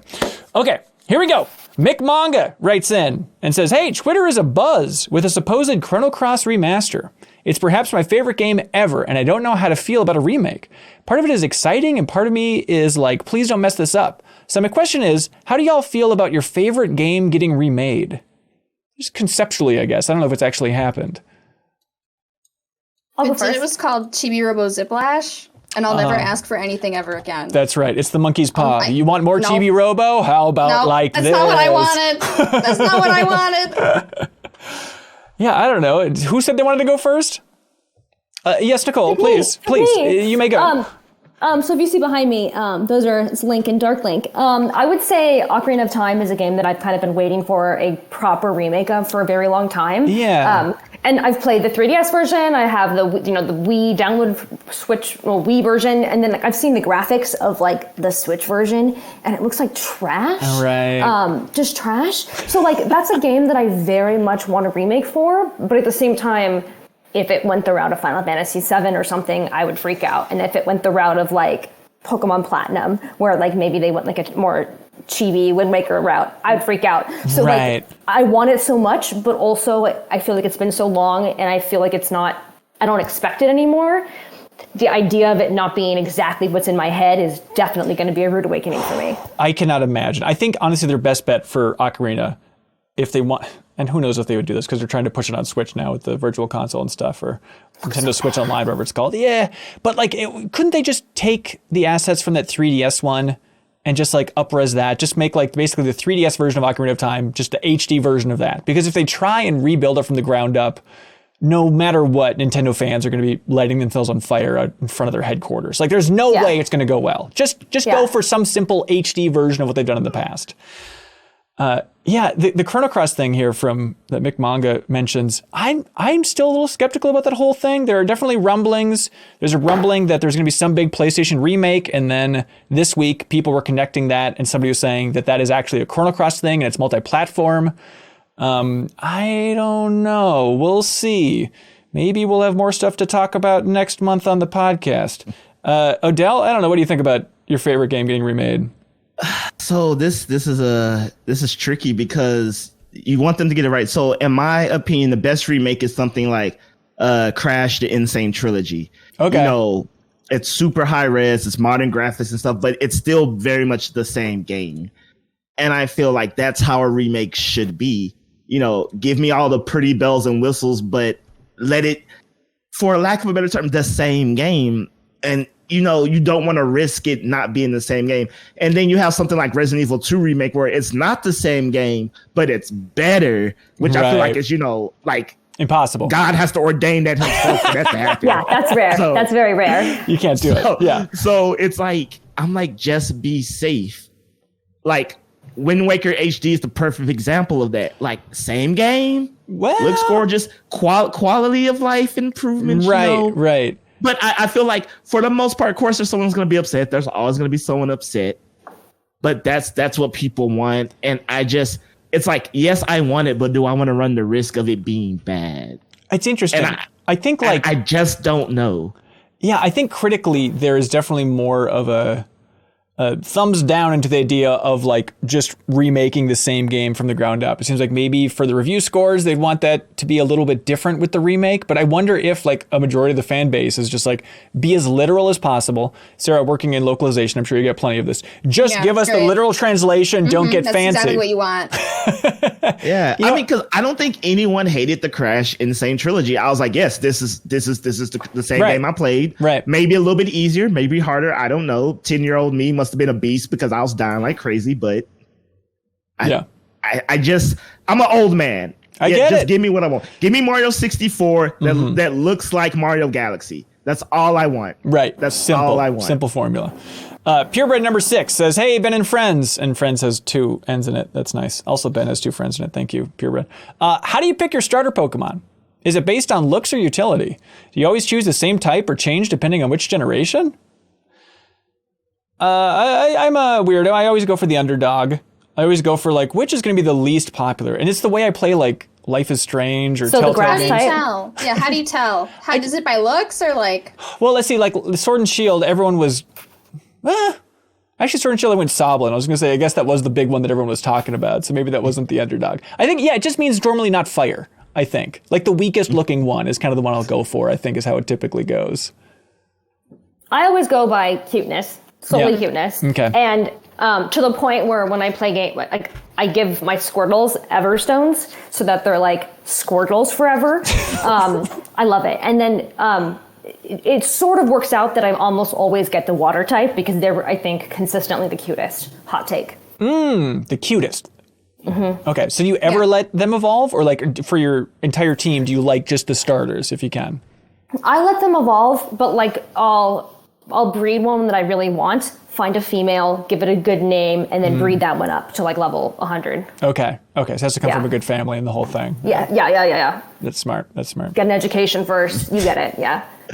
So I normally go fire unless it gets stupid. For example, I'm all fire, and then I was like, I'm tired of this firefighting trope. So I'm going to deviate from it. I'm like, okay, Infernape was cool. I'm like, all right, now we got a firefighting pig. I'm like, I don't know. To pig, we might embore it. Yeah, we got to pass you up, and then but then I'm usually fire, and then the last time I skipped fire was Litten because I was like, okay, Nintendo, so you're not gonna make it firefighting, but you're gonna make it look like it's firefighting anyway. No, right. Stupid. Yeah, I had to do a U-turn at Litten too because I also go based off cuteness. And I was like 100% all in on Litten when they first announced and showed the starters. I was like, I'm all in. My chips are all in. It's Litten or nobody. And then they released the final evolution. And I fucking turned that boat around so fast. You could hear like the tires screeching on how quickly I was just like, absolutely not. So then I had to do Piplup because she was cute through every evolution. Primarina, I went with her too. She was good to go. Yeah, that was a poodle. Like a poodle seal. She became like a mermaid at the very end, but I loved it. Yeah, like the circus performer, like a seal with the little bubbles. Yeah. she had a unique type, water fairy. So I was like, yeah, that's cool. I'm all about that. As soon as fairy type was introduced, it's my party is like half fairy type. Like I have a Sylveon and I have a Galarian Rapidash in my party, and I have a Mimikyu like as my mains. So like too many fairies. I need a steel type to balance it. Working on it. Yeah. You'll get there. Steister writes in over on Patreon and says, I'm a big League of Legends player, so for me, the Riot Forge announcement was at the same level as Nintendo Direct. Good God. I was later surprised at how few of my friends even knew it had happened. To be honest, I think the name Riot Forge, like that whole thing, I missed that name. For me, it was like, I don't know, they just announced all this stuff, whatever. But that's on me because I'm an idiot. My question to you all is, what's the video game series with the biggest following that you know nothing about or feel the most disconnected from? I mean, yeah, it's probably League for me. It's tough to compete. League, Destiny, I missed the boat on, and I feel really behind on. And then I haven't played a first-person shooter probably in the last 5 or 6 years. And so I definitely feel like I'm removed from that world. Halo Infinite, not the worst starting point if you want to jump in. Get back in. I have an Xbox. Okay, get to it. So I don't know. I feel like I'm about to get, attacked on the internet, but any and everything from software. Ooh. Bloodborne, no thank you. Souls, I guess. Elden Ring, like, I'm so happy people's heads explode every time the name is mentioned, but I'm just like, all right, that cool.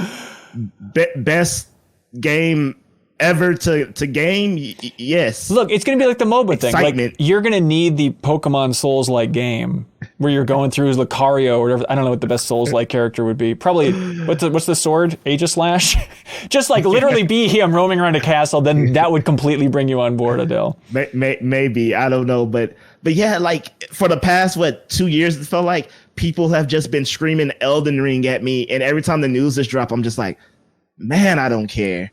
Like I'm not wishing anything bad on it. I'm happy this for the people who are happy, but the disconnect is so real. Like Odell, don't listen. People listen to this podcast. Don't do this. Don't walk out on this limb. Just say it's cool and you respect Miyazaki, and we can all move on. Yes. This was all a bit. Gotcha. Classic Harmon. What you didn't know is I was like holding back all of my tears from mentioning the Elden Ring about to come because I'm so overjoyed. Like I weep. There it is. Right. Yeah, smart. That's really smart. Trying to temper expectations. You were burned by Cyberpunk. Expectations. Right. That's what I'm worried about. People's expectations for this game are so high that, like, I know it's from software and they have that resume, but man, I hope people don't get disappointed. I think, there's something safer about this. The fact that it is, other than the open worldiness, it does feel a lot like Dark Souls, and it's like they don't have a big track record of failing, and it kind of seems like a nice natural progression, where Cyberpunk, if you really went back and squinted at it, it's like changing camera perspective, changing worlds. Like, this is a lot for this team to bite off. How many platforms is this game on? Exactly. Yeah.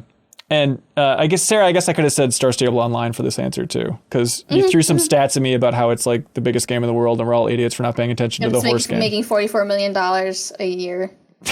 That's so stupid. Yeah, whatever. It's a good time. Matt Lynch writes in and says, I've watched this kind of good 3-part documentary about the meteoric rise and fall of clothing brand Von Dutch on Hulu this week. It got me wondering if any of the crew got into any embarrassing fashion fads over the years. Also, since this is a Horse Girl podcast, did Ed Hardy just straight up steal Lisa Frank's entire aesthetic? Oh, did he? He better not. No. I would say that Lisa Frank airs more into the world of Comic Sans and neon colors, whereas Ed Hardy is more of a scripts font and more darker oranges, darker reds. Is that what it is? Color palette wise, I would say they're very different. What was the first question? Embarrassing fashion fads. Oh, yeah. No, I have one. So you know how the female character dresses in this game? She has on knee socks, a pair of pink Uggs, a little skirt, and a tank top. Like, why would you wear Uggs and a skirt? Hi. I grew up in Southern California in 2000s, and I wore that. I straight up wore Uggs and skirts, jean skirts, a big pair of Uggs, a tank, maybe like a little camisole or something. But yeah, no, that's my life. Did you go to one of those wild schools where they're like all outside or whatever? That's most of the school's been in Southern California. You're What? shocked. You'll be Absolutely. shocked. Every time I see a movie. To building. Yep. Yeah, every time I see a movie where they're outside, I'm like, how has to be just I one ate lunch outside on asphalt. What? Yeah. Oh was my not cool enough to get a table. Oh, come on. For us, Sarah, it was like the biggest deal in the world. It's like, okay, we're going outside for class, everybody. It was just a highlight. My high school didn't have windows. What? Yeah. High school? We can unpack this later, but Yeah. But the food was great. I was happy if I caught a glimpse of the sun, like someone opened the door and like it flows in. You're like, oh, is that vitamin D? Yeah. Oh. Here's a dumb question for you, Nikole. Yeah. Like, I don't understand what life is like when you live someplace where your tan doesn't reset every year. You know what I mean? And if Right. like you're going to school outside, is everyone just tan all the time? Yes, but also we're very vain as a people in Right. Los Angeles. And so sunscreen's very important. SPF 50 at all times. We start doing that very young. Wait, whoa. So you would have to put sunscreen on to go to school in California? I would, yeah. Oh, God, The I sun would is a hate lot that. more intense in Los Angeles than it is in Minnesota. Yeah. So you do actually have to like take care more when you're outside. Yuck. Oh, that sucks. Yeah. Well, But good then, times. best thing about grade school was like the farmer's tan for your socks and the polos. So I went to Catholic school, so I wore uniforms. And just uniform tans are just Ooh. unattractive. Yeah. Like right above the knee, like my thigh would be white, and then like my knee down would have a little bit of tan. You know, as a very melanated individual, I find it fascinating when people talk about tanning. I'm just like, that is so wild. Yeah. It's weird. It's so weird. And then it's very dangerous. And so again, SPF. Lather up, everybody. I don't think this counts as fashion. Like, I've never done anything remotely close to being fashionable in my life. But when I think of like embarrassing clothes and stuff in school, I only wore sweatpants to school until 5th grade. You do strike me as that child. Thank you. Yeah, it was like, they're just comfortable. Did you also have the Velcro shoes? Yeah, I'm sure. Yeah. Past tense? That's right. If I could get away with Velcro shoes, maybe I should try and bring them back in a big way. I don't know what these sneakerheads are into and stuff, but it's just like jeans were like stiff and uncomfortable. It's like, whereas I could be just wearing sweatpants. Like, why wouldn't you be doing that every day? They're the ones that cinched at your ankle. I'm sure they were. Yeah, just yep. weird Like balloony joggers? stuff. Yeah, yeah. I have the image. I see it. Yeah, and just to be cool, underneath that image, does it say hippest guy in school? Yeah, with your like tall white socks. Yeah, that's it. You Yeah, the got lower it. third there does say hippest guy in school. Right. Yeah. And one time I remember my sweatpants somehow ripped. And I remember trying to get by the rest of the school day. We'd be like, I'm just going to sit the rest of the time. Look, I'm scooting around in my chair, trying to make like a comedic bit. It didn't work. It was a horrific day. Hey, Andrew Molnar writes in and asks the hard-hitting question, why do so many people hate Sonic the Hedgehog? I've loved playing 2D Sonic growing up and I have nothing but fond memories. So what gives? All right. So here's the skinny on this. Please. People hate Sonic the Hedgehog. They don't really hate Sonic the Hedgehog. They love Sonic the Hedgehog. They know how great Sonic can be. And yet, not Sonic's fault. Just people keep missing the bar with his greatness. And it's just frustrating time and time again to watch a character you know that you love and respect and knows deserves all the love and adoration, and 10 out of 10 games constantly not get that. It's like watching your child not live up to his potential. You don't hate your child. You hate the situation that your child is in. Because Sonic, honestly, if you think about it, Sonic the brand, Sonic the character is cool as hell. Like, everybody loves Sonic. You know, like, I've met people that said they only love chili dogs because Sonic loved chili dogs. I'm not making this up. I have a Tostinos hat. Yeah, so it's like, do you hate Sonic? No, look at that poster. No, I don't hate Sonic. I hate the situation Sonic finds himself in. And I think that's Here. what people do. Here. My opinion is that you don't hate Sonic, you just haven't found the Sonic that you like. Because Sonic personally is so inconsistent brand-wise, so in a way this is Sega's fault. Every time they re-release a Sonic game, they like change his personality a little bit depending on what's cool with the kids. So he has no consistent branding. Like, sometimes he's really into chili dogs. Sometimes he's kind of angsty for whatever reason. And then sometimes he's just like a complete, Or sometimes they're like, oh, he's just a hero. He's just great. He's all around amazing. Right. The branding's just been really inconsistent for who is Sonic. I'm fascinated by the idea that Sonic's being done dirty all these years. He is just the games. You act like he's like a prisoner somewhere watching what's being done to his image. Justice for Sonic. Yeah, I mean, that's pretty much what's happening. Yeah, I just need you to accept that. I mean, you had Sonic Mania. I feel like Sonic fans, after Sonic Mania, it's like you can't complain anymore. Like, this miraculous thing happened. Maybe it didn't get enough love or attention. And maybe it's not what you wanted, Sarah, because I understand it's 2D and you think 2D games are bad or whatever. All right, Ben, follow me. Yeah. How do you have Sonic Adventure 1 and 2, which are still considered good games by most people today? Sure. They're iconic. I mean, Live and Learn, Living on the Edge of Tomorrow, City Escape. Okay. Follow me. I follow my rainbow because of that game. Okay. To this day. Right. So I'm like, how do you get it right twice right out the gate and then proceed to never get it right again? That's sabotage if I've ever seen it. That's like Mario 64, good. Mario Galaxy, good. Sunshine, if you like that, that's cool too. And then all of the Mario games being bad. It's like, nope. Someone messed up here. I just don't know who yet. Paper Mario formula. Yeah. All right. When we find them, they will be held accountable for their actions and crimes against Sonic the Hedgehog. There it is. Exactly. Let's see.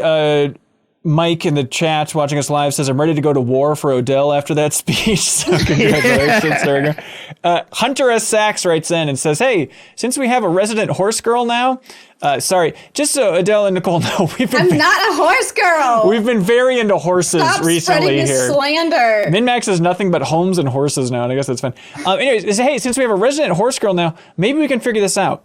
We whistle for so many horses in video games. However, Wander yells, aggro! What other game characters call their horses by name and abandon the whistle? What does that sound, Nikole? That scared the... Is there someone drilling through your door? There's someone drilling. Yeah, there's some. I hear drilling. I just hear it. Well, so I don't know. Do we want to mute me? Maybe until the drilling stops, unless you have hot horse takes. Do you want to? This is the Los Angeles experience right here. God, this sounds great. Never a quiet day. Okay, always a condo. Could be better. Do you just want to mute yourself so I'm not cutting you off if you're desperate to talk? Yeah. Okay, thanks. Yeah. I was thank you, Nikole. I was debating, like, I think Wander might whistle in Shadow of the Colossus too. I think he does both, right? I thought he called his horse. He does. He yells aggro. If but aggro is close enough, he whistles. Or is it too far? Then he whistles. One of the two. I think I feel like I can hear a pitch of a whistle, but I'm trying to think of other examples where the character calls the horse instead of whistling. In Ocarina of Time, you don't call Epona by Epona, but you do play Epona's song, which is, I think, a very unique way of calling a horse. Yeah, that is true. That's the ultimate whistle. Yeah, that's true. Through an ocarina. By the way, Sarah, how should we be pronouncing Epona? With your Japanese knowledge, do you have any hints of what's going on here? Because I think we made fun of Dan Riker. We made fun of Dan Riker for a while. I say Epona. I've always said Epona. In Japanese, it'd be Epona.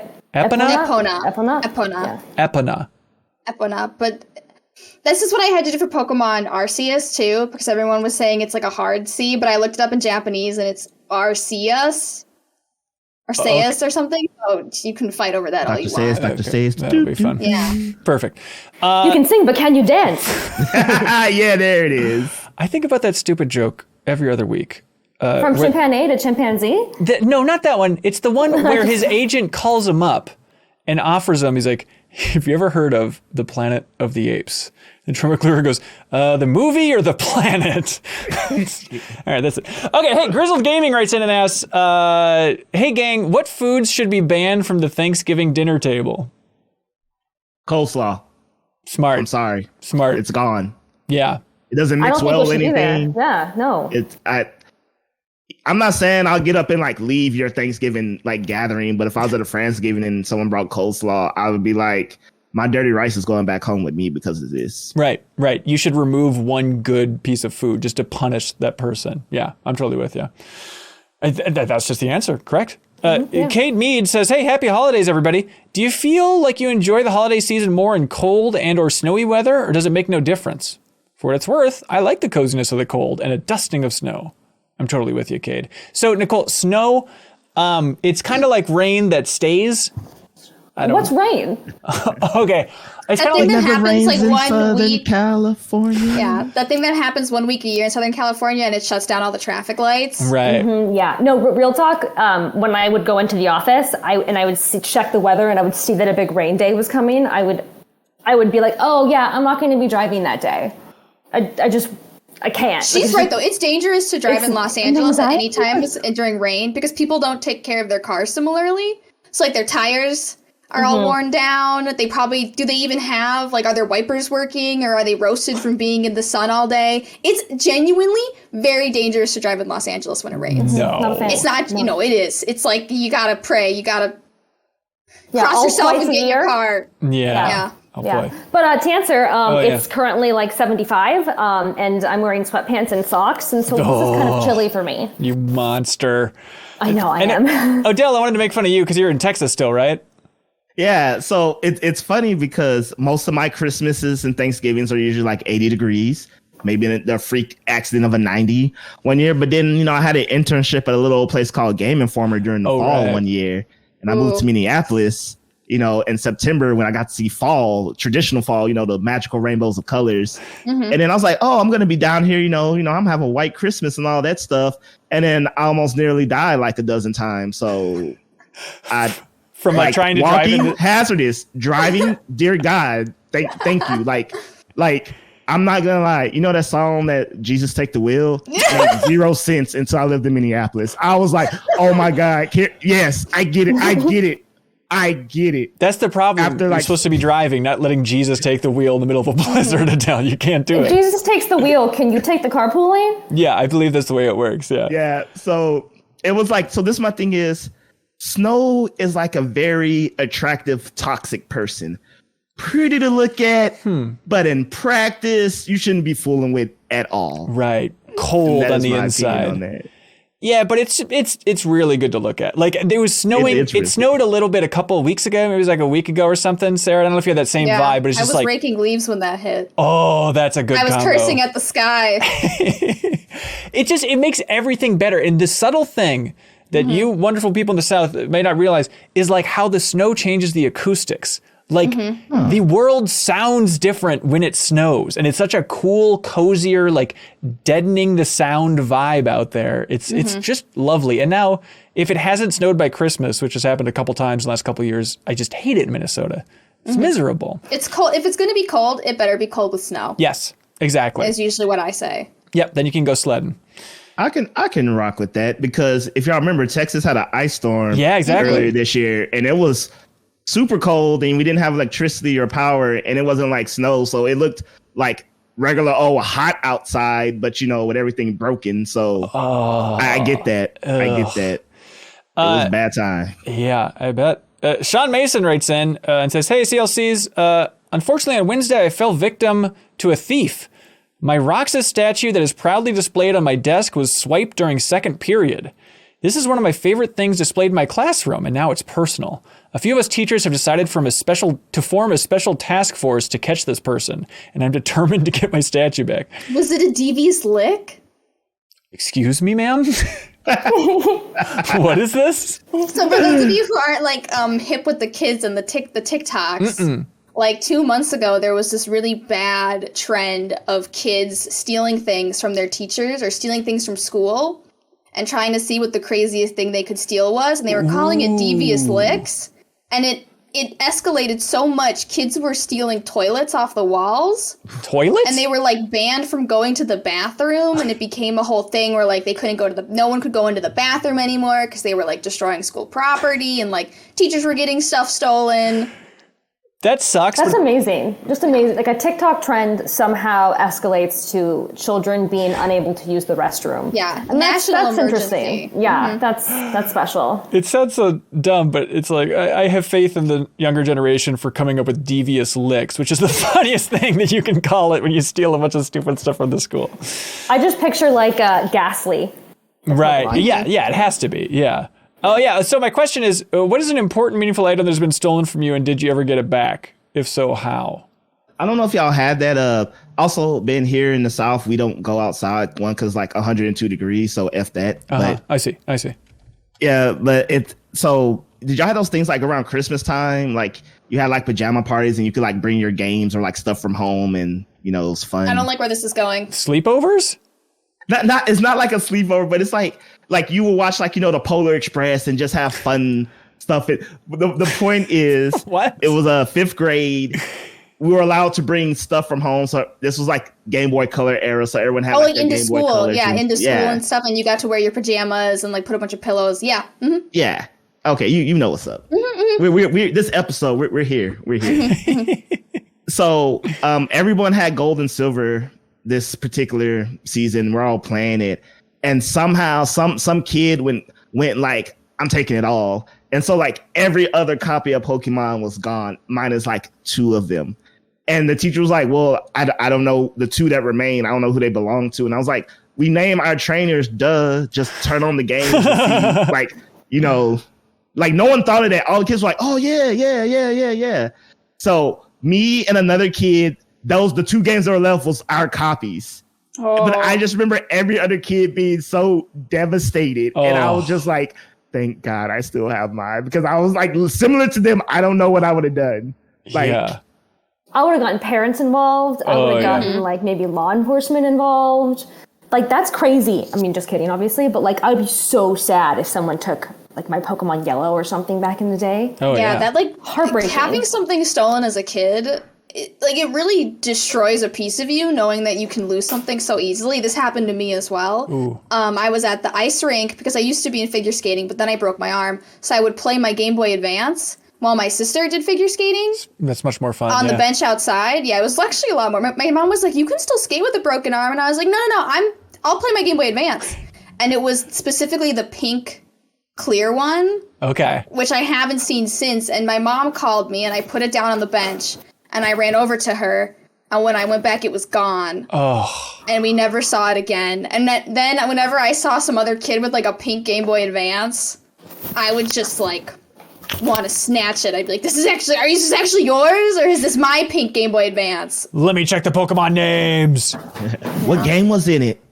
I think it was one of the Super Mario Brothers, like one of the Super Mario games was with it too. But it was like it was the Game Boy Advance and then the games that I had with it.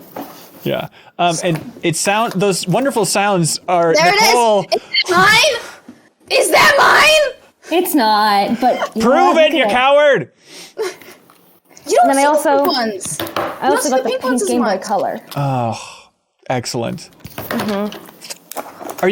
Have you two ever had a DNA test to find out if you're sisters? It couldn't hurt, honestly. At this point, why not? Man, when is Nintendo going to bring back Atomic Purple? That's the real question. That is the color. Yeah, Spice Orange, the good Nintendo colors. I just want them to bring back that clear thing that they had going on where you could kind of see into it. I mean, that's my favorite N64 style. I still have my jungle green N64. It kind of, I mean, the Switch Pro controller is kind of inching in that way. You can see some things through there, but you want it to be like, I want it to be like a trip to the science fair when I look at that freaky thing. Anyways, that doesn't make sense. Louis K. writes and says, hey team, realistically, how long do you think you'll be playing games? I'm thinking about the day I die. Yeah, you'll catch me in the retirement home playing my video games. Absolutely. I love that you guys are all so confident because I don't feel not that way. Right. I do think about that a lot because I feel like I'm in a nice place right now where games are still kind of being made for me, but I don't know. I've changed so much over the past 10 years. I do wonder what version of like 50-year-old me looks like playing games and like, do the type of games I enjoy change? It's something I think about a lot. I think it's going to be really tough. Like when you get that old and we're all in the old folks home living together, I hope we're all going to end up in the same spot. Like just finding Let's make plans now. It's going to be tough to get like rock band instruments and stuff that are still functioning. Like to have a good time with games. I think I'm going to do VR when I'm old and live the life of a young person. Hopefully we'll on my omnidirectional pad with my little bones, probably wrapped in foam so I don't hurt myself. Yeah. I just think the I'm text... hoping exoskeleton is where we go. Smart. Yeah. Smart. But I think the tech's going to be really hard to get up and running compared to, just imagine, old folks homes for us, it's going to be like Tabletop City. Everybody, what are you talking about? They loved Wii bowling. Yeah, exactly. We'll probably still be playing. We'll be playing Wii bowling. I think it just will still stay there at that CRT TV. I guess you know what? If they have those TVs, maybe we could still get something old rolling. But I just think it's going to be like a tabletop haven. Like people are so into tabletop games in this era. Like when we're old, we're going to be playing Code Names and Betrayal and all this fun stuff. Like the tabletop collections for old folks' homes in the future are going to be sick. That's all I'm confident about. Hey, I mean, you can have your Mario parties. There you go. Whatever the newest Mario party is. That's right. Superstars. Yeah, we're the ultimate superstars, dying people. Yeah. You know, Mario Party 20, Mario Party. 30, wherever it's called. We'll still be playing Mario Kart 8 at that point, I think. Mm-hmm. So we'll just boot that up. I didn't know there were any other options. See, that's the best thing about Pokemon. Like, I can still be beasting people as an old man. I'd be like, back in my day. I'm going to be the back in my day old guy. Oh, you already are the back in my day guy. Yeah. So I can't even imagine how it's going to evolve. Yeah, no. When a kid tells me like my first game experience was insert game that was on the PS3, I'm just like, bruh, what? See, you're shaming too much. You got to relax. You got to welcome everybody. I'm just saying I'm the old guy. I'm just like, you're already there. You know, back in my day, you couldn't save a game. Right? And that was better. It's unclear. Hey, what do y'all like for question of the week? What stands out? Nikole? I like the question about fashion. The person watched the Von Dutch documentary and asked about some of our bad fashion choices. That is good. Odell, are you leaning in a certain direction? I like the question about Sonic because it just spoke to my soul. I get it. I had to get that out. Okay, Sarah, you want to... I'm also backing the Sonic question. Ooh, stabbing Nikole in the back. Oh, my God. I feel it. All right, there it is, Andrew Molnar. Congratulations. You won question of the week. I'm8bit will ship out that vinyl soundtrack for Res Infinite's Area X just for you. And now it's time for something that we like to call Get a Load of This. There's a jingle playing right now that you can't hear. It was really good. I've never heard the jingle, by the way. You don't listen to the podcast? I want it! I am the podcast. I have become it. Okay, I don't know if you all saw that Discord message. Did you all see that about finding something to share? Some tidbit or something? Okay, great. Odell, kick it off, man. What do you got? Cool. I got refreshed. That's what I got. Mm-hmm. But there was. Want me to go? There is a new electric car that has broken the speed barrier for fastest electric car. It did it like yesterday. It went up to like 368 miles an hour with no gas. Woo! Wait, what was the speed? Like 368 miles per hour. Jesus Christ! Who made it? It was made by Sonic. Sonic car. Before he transformed. It was made by a team of daredevils. What was their name? Excuse me. It was 353 miles per hour. Made by Team Vesco, which used a whole bunch of car terms and engines made by Elon Musk, I guess. I don't know. That guy. Tesla engines. Yeah, they use new Tesla experimental engines made by Team Vesco to put this electric car up to 353 miles per hour, setting the new world record for fastest electric car on the planet. Cool. There's links below for all this stuff. It's called the Little Giant. That's cute. Love it. Let's see. Hey, everybody, get a load of this. I don't know if you saw this, but last week, Tim Schafer tweeted out without any context. He just said, "Told you that guy was a prick." And everybody picked up on this, like, oh, finally he's talking about Bobby Kotick and their issues in the past over the development of Brutal Legend and all this stuff, and those old debates being drugged back out. And then about an hour later, Tim Schafer, God Among Men, deleted his tweet, which was sad. So I don't know if he had a change of heart or he just didn't like the coverage he was getting. But maybe his lawyer had a change of heart. That's right. But it's nice to see this now Microsoft employee just squeezing out their reminder that, hey, told you this guy was a prick. It's nice to see. Nikole, you got something? Yeah. Do I say something to intro it? Oh, yeah. You have to say, get a load of this, like it's the most interesting thing in the world. Get a load of this. So I just found out that cassowaries, which are one of the biggest flightless birds that we have alive, are thought to be the first bird that we ever domesticated. And so this would be thousands of years before we domesticated what we know now as the chicken. And so we found this out because of East New Guinea. We found a ton of eggshells that were from the cassowary. And the eggshells were both cooked and hatched from full gestation, meaning that these birds that are very huge, very powerful, are the deadliest birds, I think, alive right now. They imprint on humans when they're born. So people like thousands and thousands and thousands of years ago figured this out and raised them to be for their meat, for their eggs, for maybe the domestication as like, I don't know, pets. I love it. But like, isn't it crazy? Like, you would think it's the chicken, but actually it's this giant flightless blue bird that like sounds like a dinosaur. There's one at the LA Zoo, and like I go see it every time. It's weird that we would get away from that. Like, you think we'd want to stay on the train where the eggs are the size of your head or whatever. Right. I mean, they're also they killed someone a few years ago, like his owner. They just sat on him. What? What? Yeah, and they have like claws on each foot like this. Oh, raptor claws? That's badass. They for sure were dinosaurs. Yeah. For sure. All right. Well, I was excited because they were dinosaurs. Yeah, I have a new He would pet like to own goal. one. Yeah, I think I'll need that. Sarah, you got something? Yeah, get a load of this exclusive Sonic watch that I own. It's a Sonic the Hedgehog watch that is like a ripoff of an Apple Watch that I got off of Amazon for like $25. And if you can, I'm like showing it off, but it's got games on it. That's an investment. It's got a camera. It's got a pedometer. I can take videos with it. The games are this weird fighter pilot game where I shoot bullets. A ripoff of it's got memory. It's got some with traffic games. Wait, there's no like Sega games on there? No, there's no Sonic games on this my whatsoever. God. I think this one you tap the numbers in order. So I think this is the best purchase that I've ever made in my life. It's got a calculator, it's got a timer, and I can pick from various Sonic the Hedgehog backgrounds. Smart. So you don't need anything else. You just need this Sonic watch. That's beautiful. Hey, could you let me know what time it is?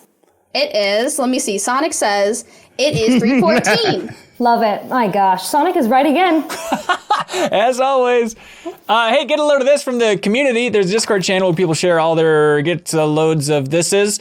Grizzled Gaming posted this article from Games Radar, where reportedly there is a Mass Effect TV series that is close to being greenlit over with Amazon.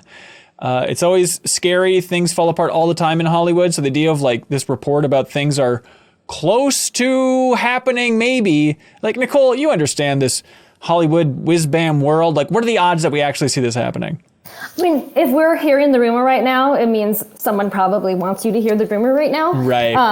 And, you know, I think Amazon already has The Expanse as something that they have on their program, in their slate. Mm-hmm. And that show is very much sci-fi, recruited team, go on these missions, kind of has a Mass Effect 2 plot vibe. Right. So, like, I mean, if they have the numbers showing that they can have an audience for that, and they're going to bring in, imagine, a broader, nerdy audience with Lord of the Rings, it makes sense to bring that audience in too. Yeah. But stop it, because I just read that BioWare lost their creative director for Dragon Age, and it's like a Mass Effect show sounds great. I love the idea of it, but I just really want Dragon Age. I want BioWare that was run by doctors back.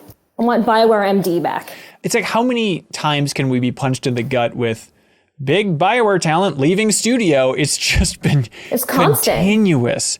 Yeah. And it's tough to have faith. I mean, they always do the messaging of like, but Dragon Age is in good hands. It's like, yeah, we heard that when Mark Darrah left. We heard that when Mike Laidlaw left. We heard that when Casey Hudson left. We just keep hearing that same Casey Hudson report. came back, right? Right. Then he came back, and then he left again.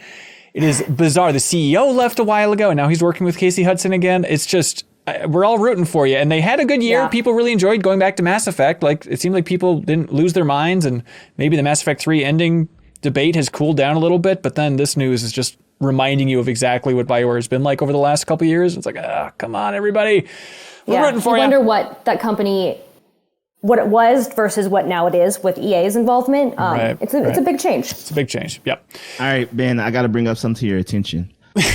You know that little BioWare rant you just went on, right? About how it potentially messes up things and how it matters. When I said Sonic was getting sabotaged, you were like, that's crazy. But based off your rant, you know what BioWare also made? Sonic Chronicles and the Dark Brotherhood. That is true. Which was garbage. How dare you? I mean, The proof facts is in are the the pudding, facts. as they say. Yeah. Did you actually play that game, Adele? Oh yeah, I did. I definitely did. Let's see I was so hyped for that game. Like just hyped for no reason. Maybe it was just my youth. I don't know. But I remember playing it and I was like, what is this? You should have been hyped. Like, that pitch is exciting. Yeah, we actually had the producer on for an interview, Mark Darrow, a while ago talking about the game. But Sarah, have you ever heard this or seen this? Is that the one where he kisses a human woman? No, Is that's that Sonic 2006. That's Sonic 06. Yeah, come on, Sonic fan. Get This your is the human kissing RPG music. for the DS. You have to like draw to do your attacks. And Right. that. And this is my favorite thing about this game, this DS RPG, is we all know Green Hill Zone, one of the greatest songs in the history of video game music. This is Green Hill Zone's music from Sonic Chronicles: The Dark Brotherhood.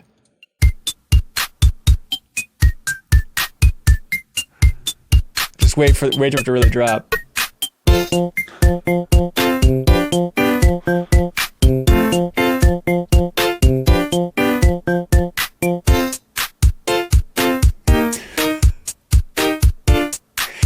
There you go, everybody! The finest Green Hill Zone music there is. Thank you, BioWare, for all your hard work throughout the years. Hey, It's like a preschool on a recorder. Yeah, it's in that leak. Nikole, what would you like to plug? Thank you for being here. I just want to plug you guys. Thank you for having me. And, check out everything you guys are doing. And subscribe to the Patreon. And keep playing Pokemon. Do what you love. Nikole, you're like... Come on, your Twitter account or something, Nikole. At Nikole Z. NIKOLEZ. There it is. Sweet. Odell, what would you like to plug, sir? So you can follow me at Odo Harmon Jr. on all your favorite social media, mainly Twitter. Don't add me on Facebook because I will not add you back, but thank you anyway. Okay. Full Circle Podcast. Every week. Good stuff. And, just follow my Twitter to keep up with what my doings, my work, and all that out there, Play Pokemon, play what you love. I'll plug that again. There we go. Like that. Sarah, what do you got going on? You can find me at SarahPods on Twitter and Twitch. Play more Sonic games. Right. Absolutely. Even if they're not good. Absolutely, everybody. You still have to play them. Yep. Remember that for New Show Plus next Pray week. Sonic. Yep, there it is.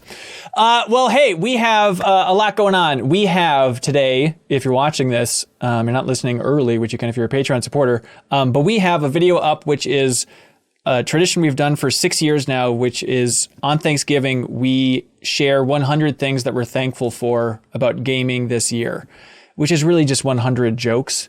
And technically this year it's like 150 jokes that we wrote and read off. So you can check that out on our YouTube channel. It's a very fun time. It's Leo Vader, Jeff Cork, Jeff Markiafava, and then we also collected jokes from the community. And then it's also available as a podcast in the Patreon exclusive podcast feed. We'd appreciate it if you unlocked it because that'd be a nice way to support us. Hopefully you enjoy that.